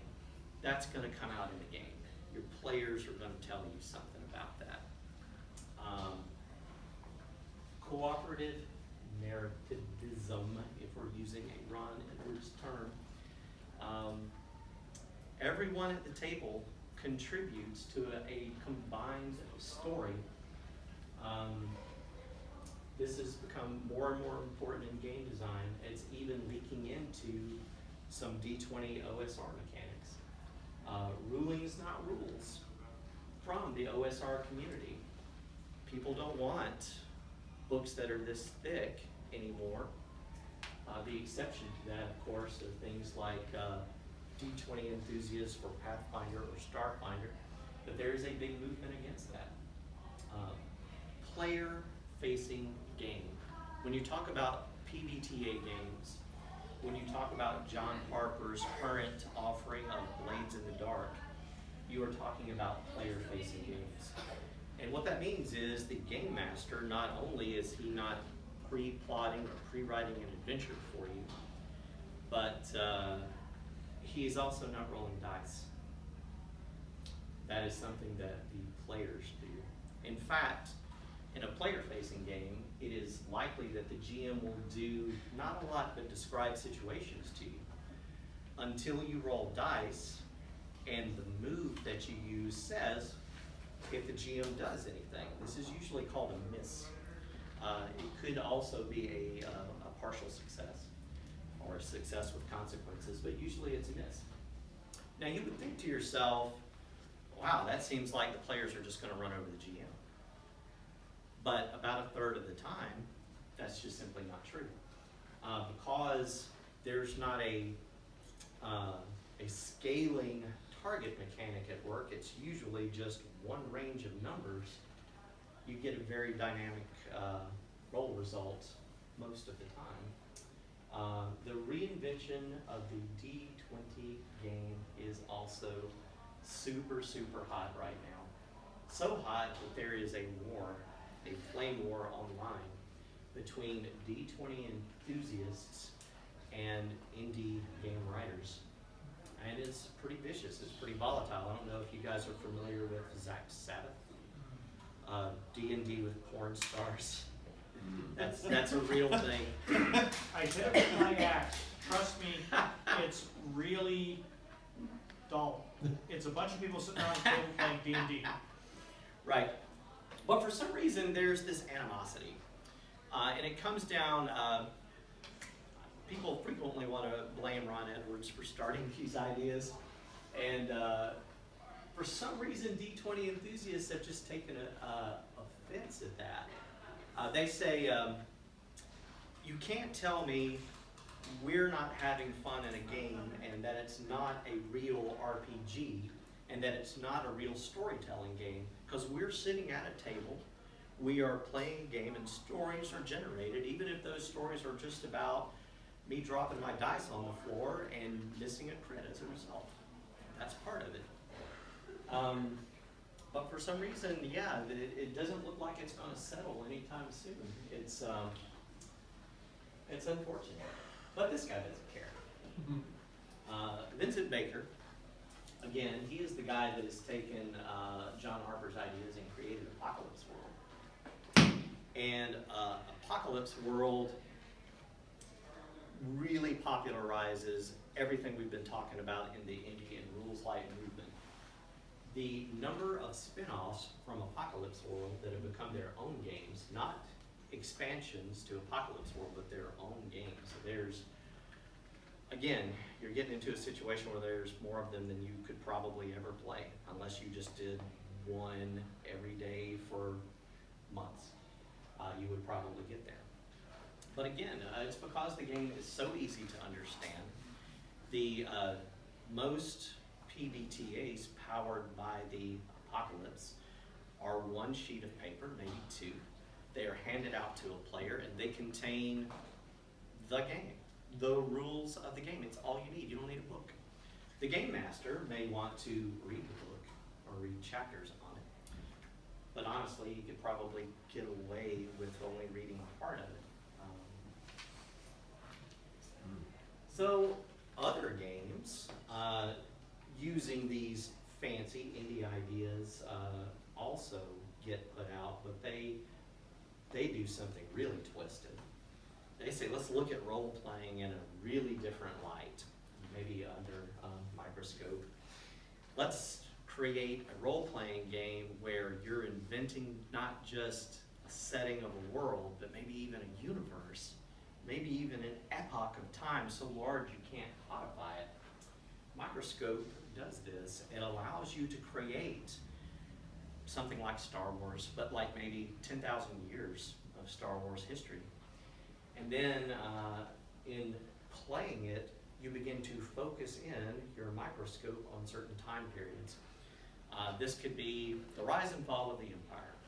This could be the rise of the Rebel Alliance. It could be the confrontation of Darth Vader and Luke Skywalker, where he says, Luke, I'm your father. It gets that small.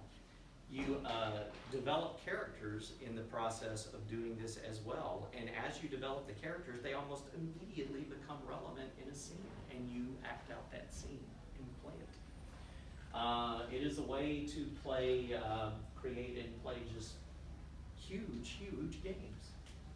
Contra to itself.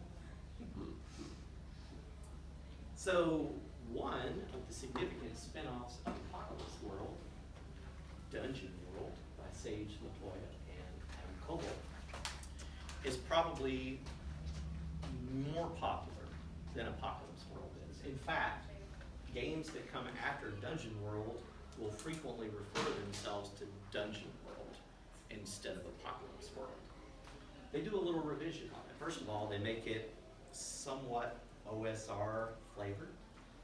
OSR people don't like that, by the way. That really made them mad. But you have some classic D&D stats, classic D&D characters, but you still have the Apocalypse mechanics, which make it super easy to play. Again, you're putting 2 pages of player material in front of a player, and that's all they really need.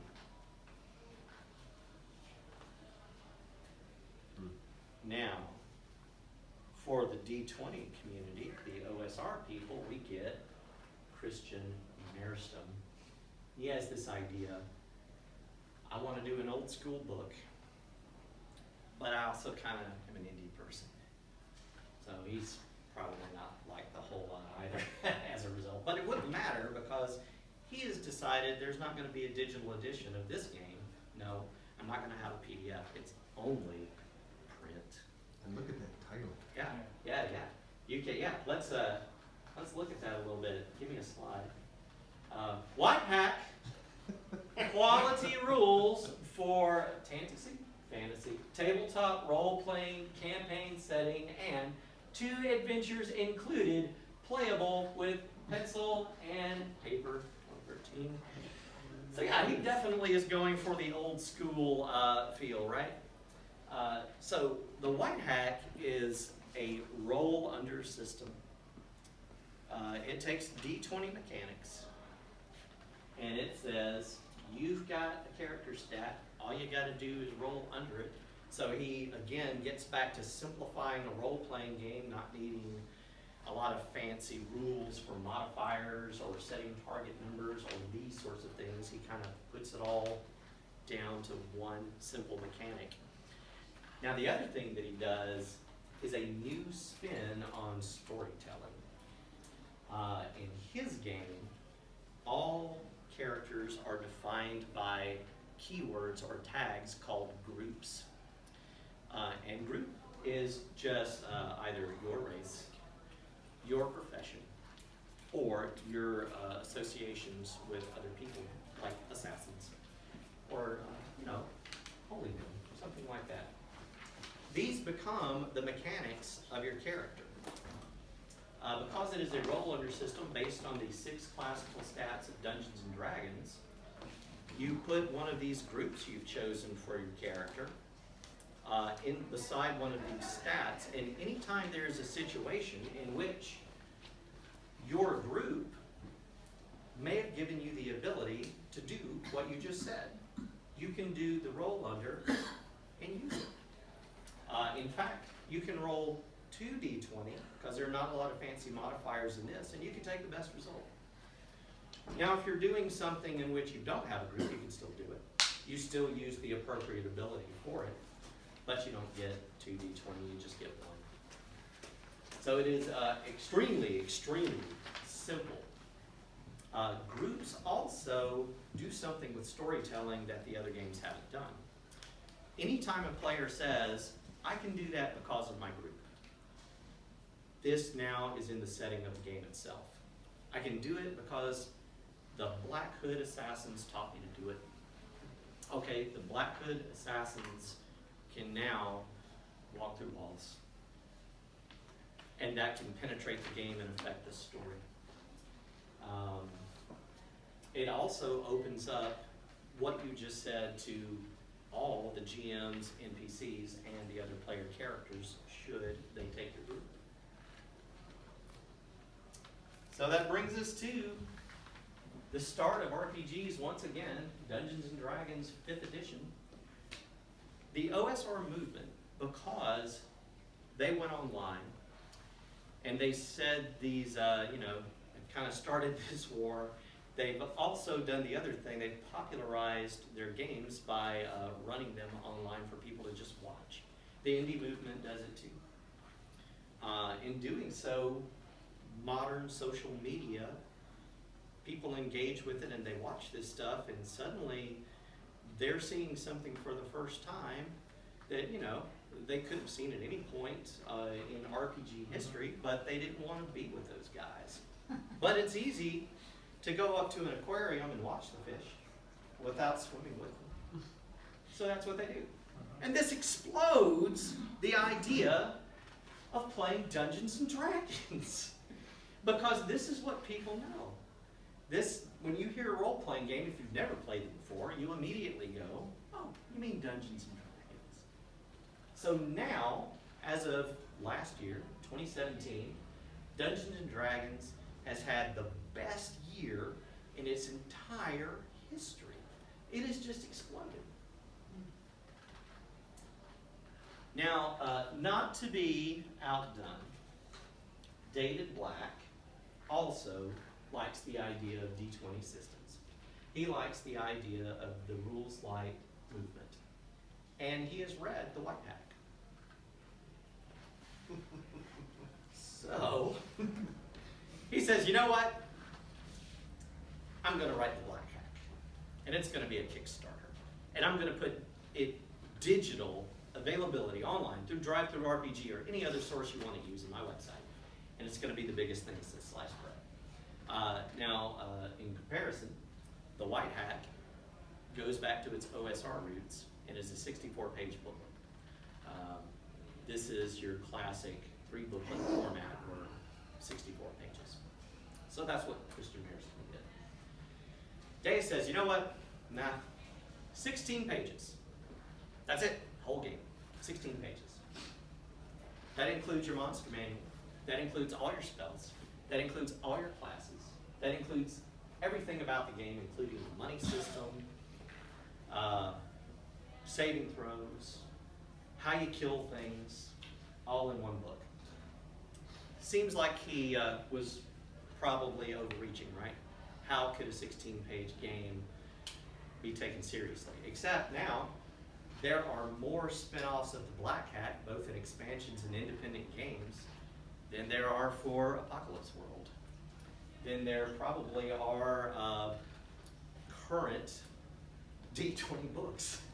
There's even a Tecumseh. Final hat. Yeah, Brett Slocum. yeah, Brett Slocum, absolutely. So, not to be upstaged by any of these other indie guys, John Harper decides, I'm going to take the PBTA and I'm really going to make a special game. This becomes Blades in the Dark. Now, some people disagree with me that this is a PBTA. This is a Powered by the Apocalypse game because its dice system is different. Instead of most PBTAs use 2d6 because Vincent Baker says that is the most understandable dice roll ever. Everyone understands rolling 2d6 and adding a +1 or a +2 to it. For Blades in the Dark, it says instead of getting these +1s or +2s, you get a d6. It also says there's not a range of numbers for you to roll into except for one die that's relevant. So you roll your 2, 3, 4 dice you may roll, and you simply take the highest. That becomes your actual game result. So he really takes something that's already simple, and it sounds like he makes it simpler, right? But he kind of doesn't. This is a player-facing game. But he wants to push these ideas and do something that he hasn't really done before. He really wants to distinguish it against Apocalypse World. So what he says is, not only is this player-facing, but I'm not going to give you any information about how to make up NPCs or monsters or encounters outside of what the players can do. That's just the fiction. And the fiction will be played out based on their roles. This is a struggle for many, many people. Apocalypse World engine games in general have a problem in that they are so different from anything that's come before that unless you're just the kind of gamer that really likes to try anything, these seem alien. They don't seem like they even belong in the United States of America. They're just too different from gaming culture. A paradigm shift.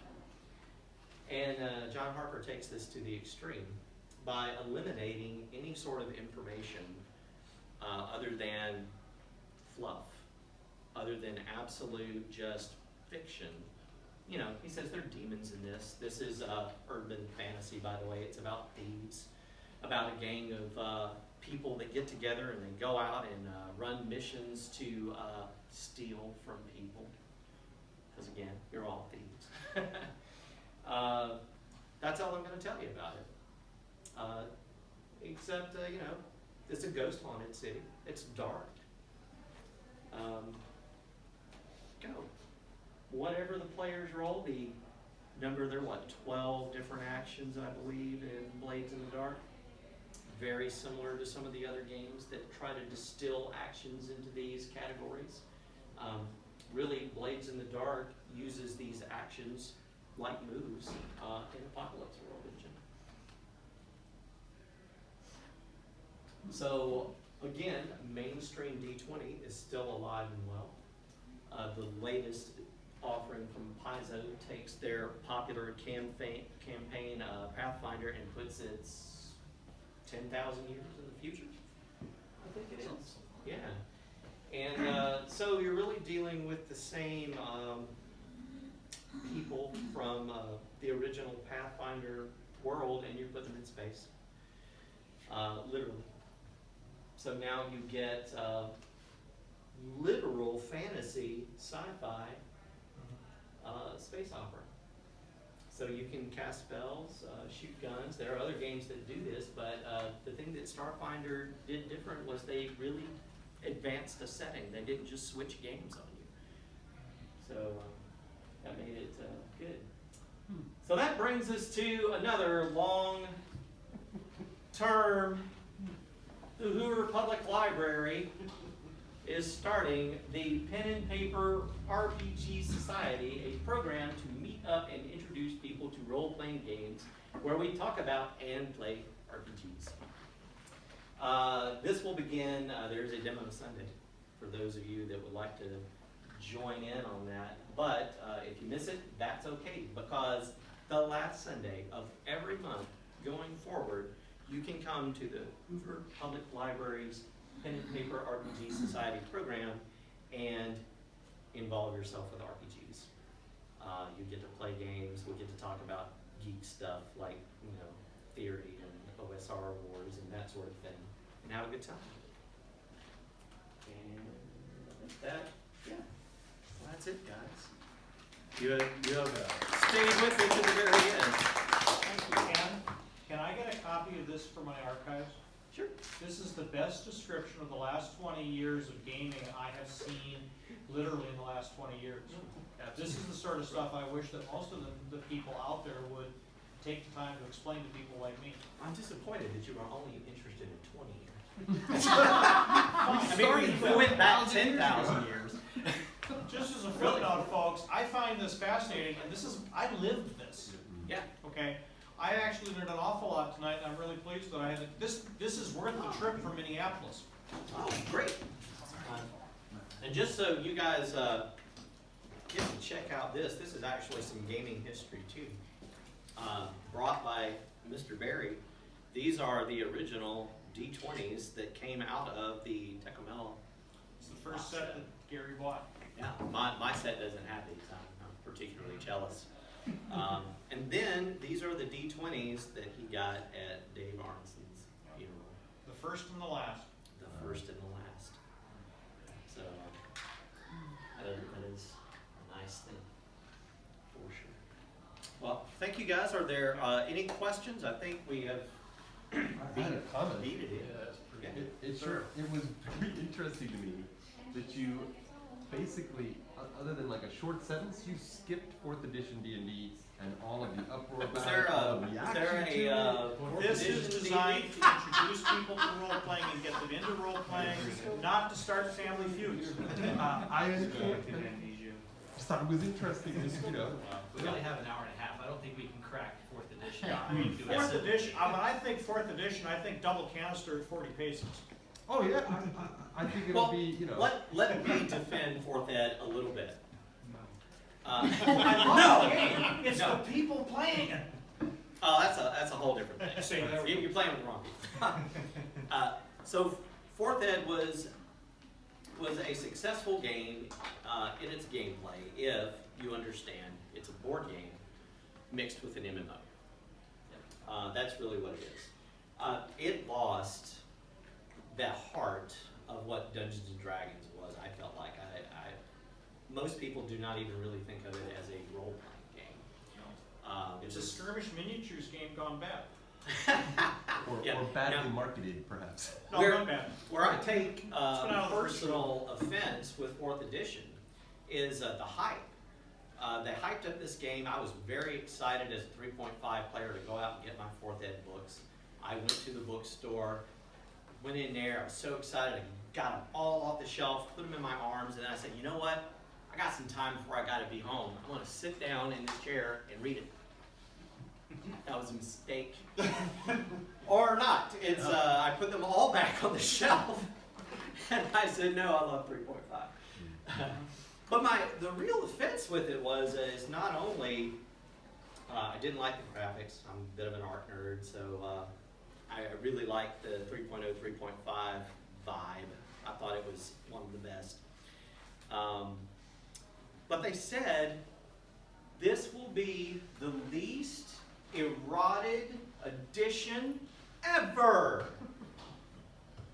you guys had to suffer through some mechanics in 3.5 that you didn't want to do. If you ever tried to grapple someone in the 4-step process, you know what I'm talking about.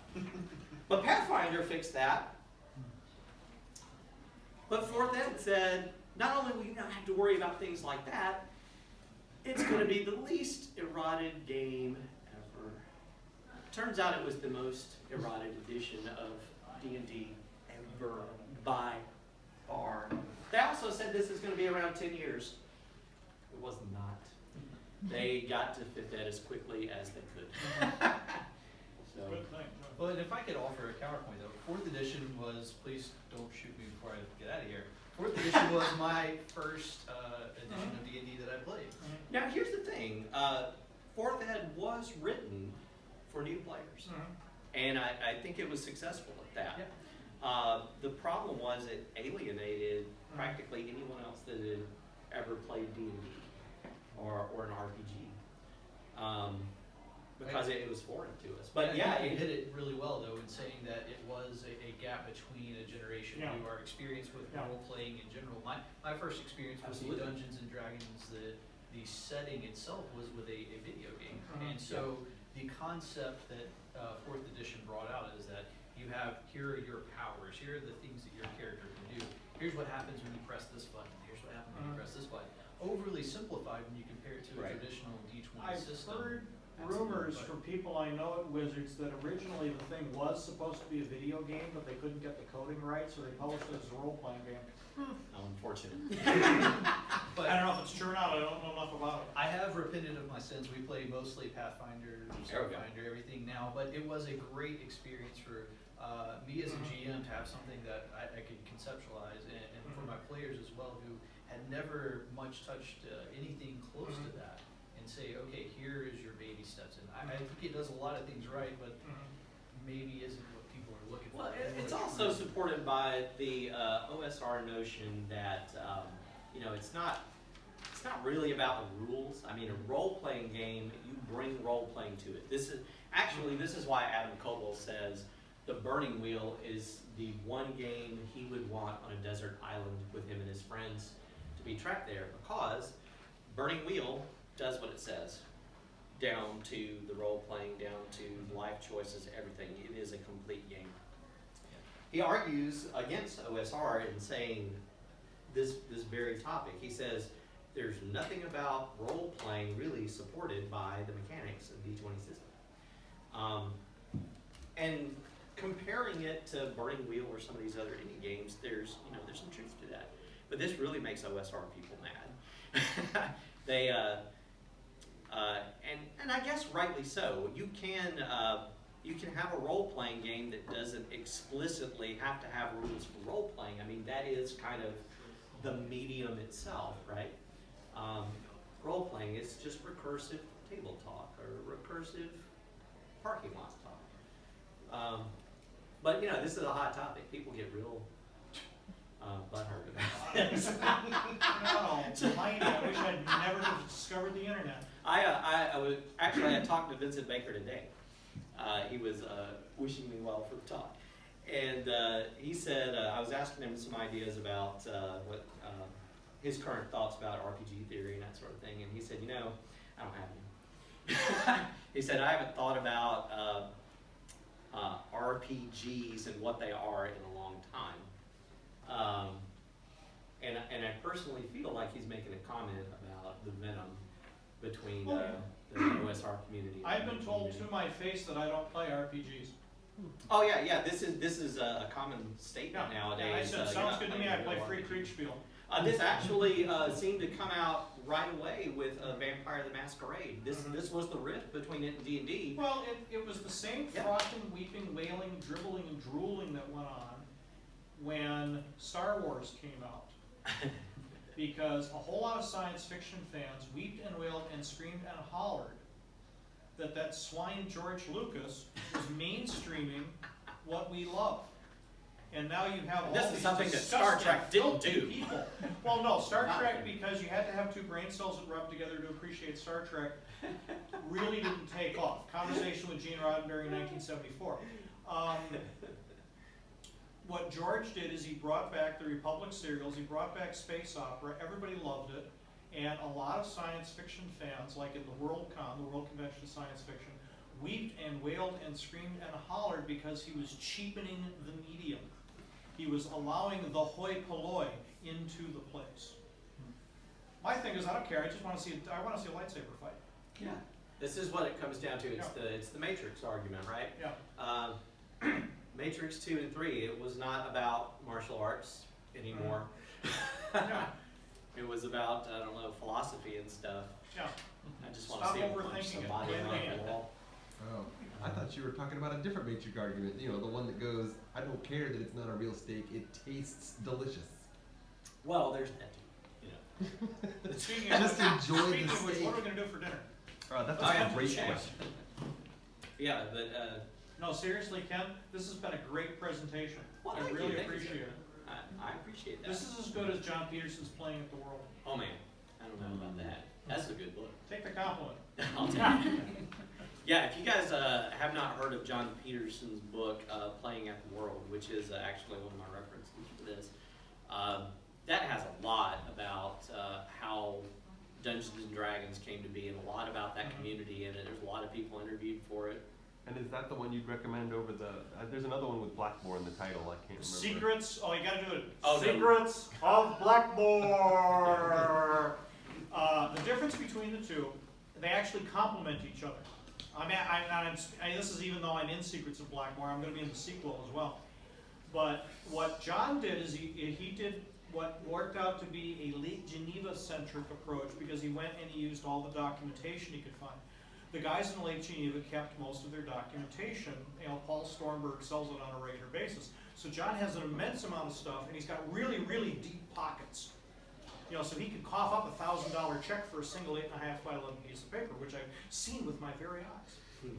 And so his account is very Lake Geneva-centric, but that's good because it's all based on documentation.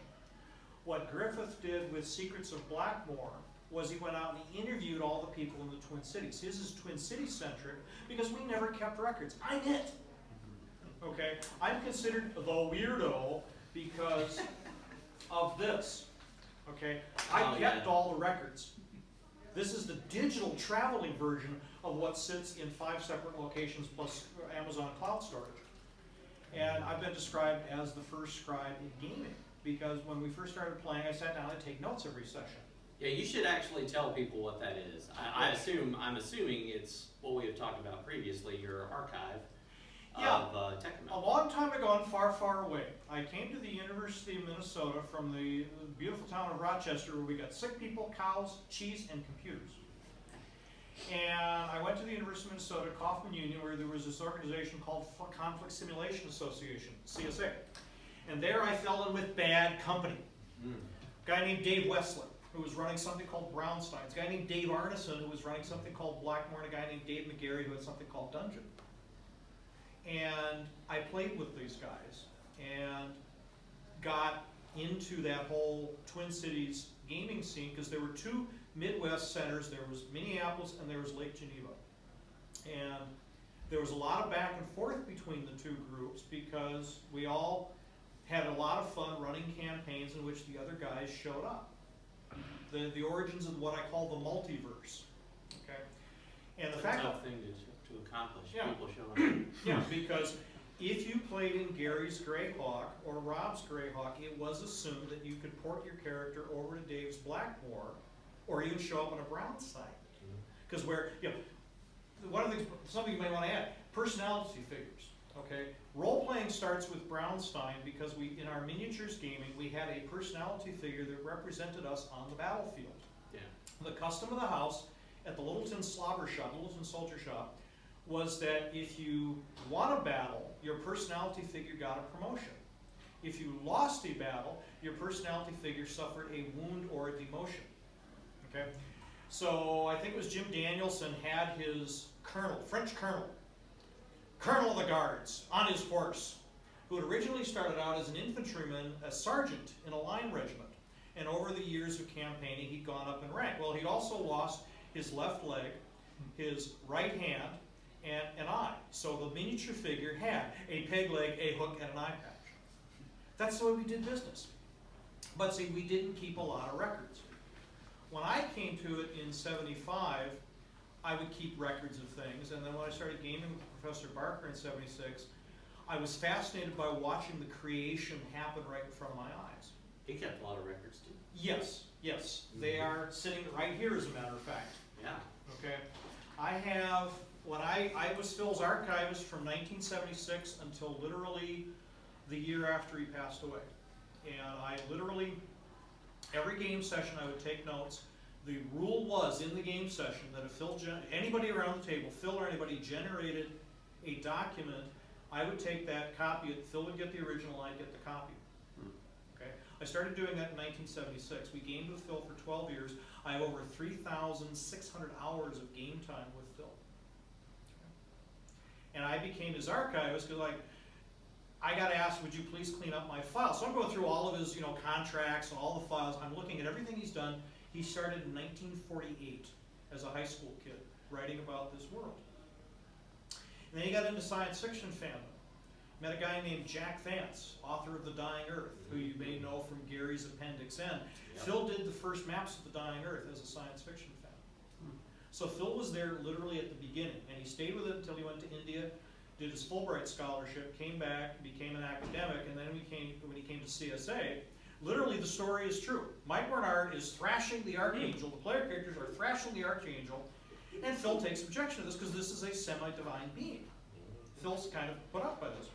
Bernard says, well, it's in the rules, and holds up his copy of Gods, Demigods, and Typos. And Phil says, well, fine then, how many hit points does Jesus Christ have? Bernard blows a gasket all over a professor head of department, because Phil had been brought to the university in '73 as the head of the South Asian Studies Department and was thus a big cheese. Bernard is an undergraduate and is now, you can hear the wings of death beating around his head. But he says anyway, well, if you don't like it, go write your own set of rules. Yep. Phil says, okay. Disappears for 6 weeks. Comes back, he's gotten 1,500 3x5 index cards. He has rolled up 1,500 non-player characters with a pair of 20-siders.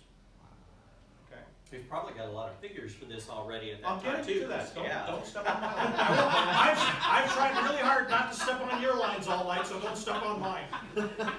And So good. And so he comes in with this thing, and the players are invited to a secret meeting at the conference room at Claver Court, where Phil's office is located, and they get introduced to what will become Empire of the Pelotron. Eventually, Arneson finds out about this thing and talks to Phil. And the next thing he does is he calls Gary and says, you've got to come up here. Gary comes screaming up with a couple of the kids in tow. They take one look, they play in the game. Phil kept attendance sheets for his games. And so I've got an attendance sheet that lists Dave Arneson and Gary Gygax playing Tekkamel. And they did it. And of course, they're sitting around the basement, they're doing a role-playing game, and their eyes are bulging out because there's a couple of cabinets the size of that wall over there. Okay. Oh, and Arneson, of course, says, what's in the cabinet? Phil comes up with this enormous brass lock, and they open up the cabinets. Phil's got about 3,000 miniature figures sitting in those cabinets. This is in 1974, when miniature figures are really, really, really rare. Gary's got a big collection of Elastilon 40 millimeters that he owns with Rob Kuntz that they never use in role-playing gaming because they'll get broken and you can't replace them. That's what Gary told him.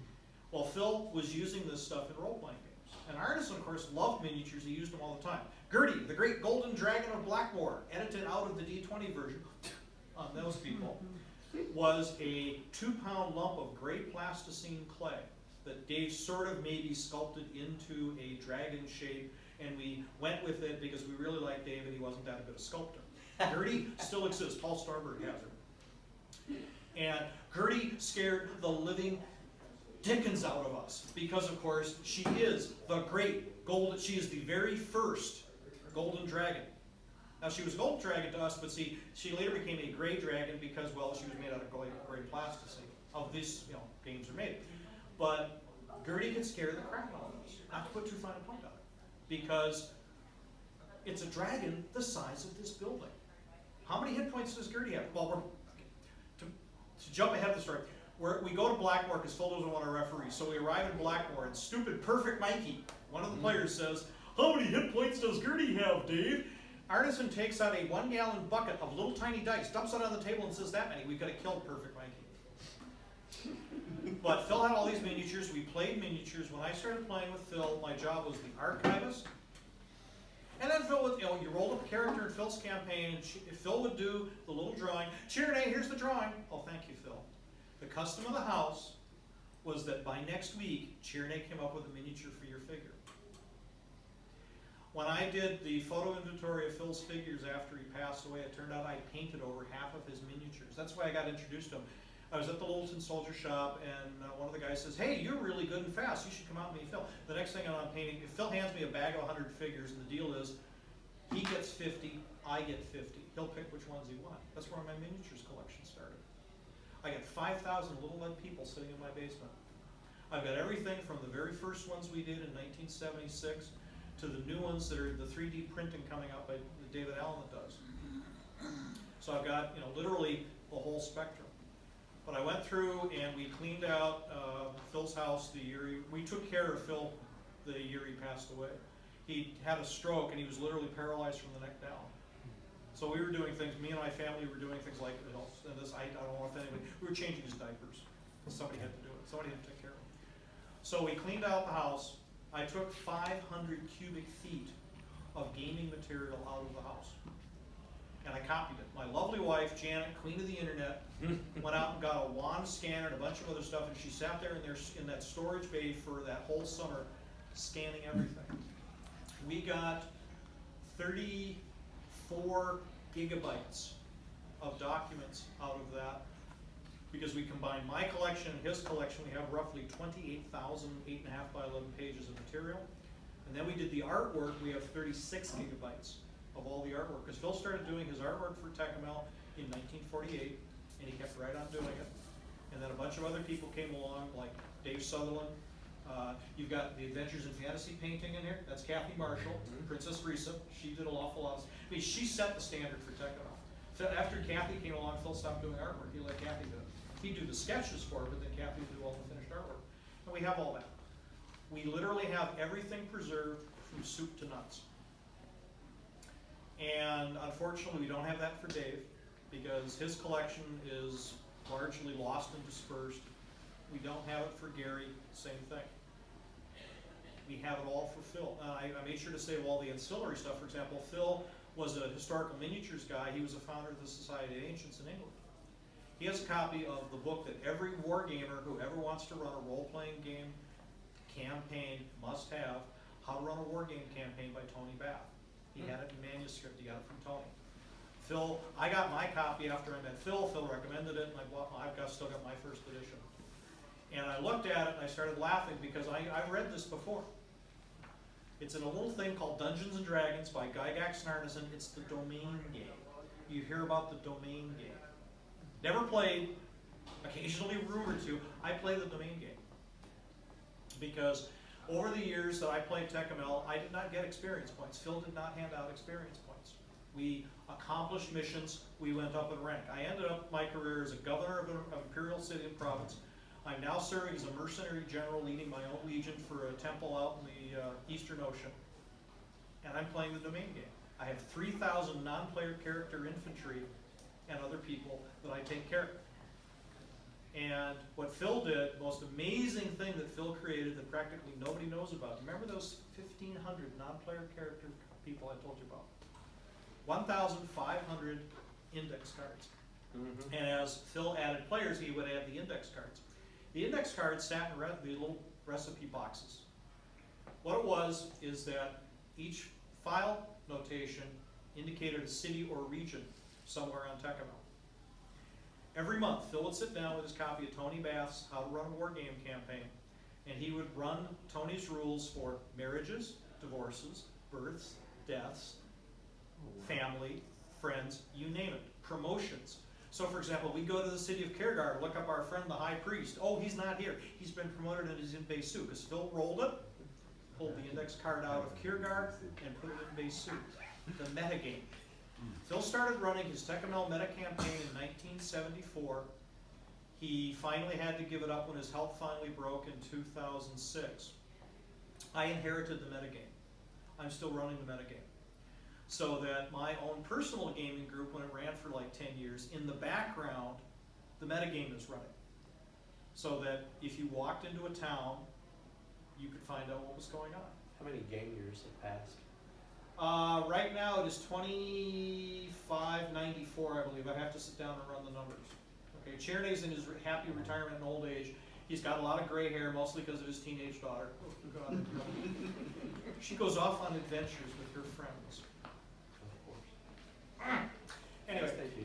and so the meta campaign, I mean, Dave Arneson even wrote a subroutine to the meta campaign. You go to the port city, and the way Dave's subroutine runs is that he did captains, ships, and loads.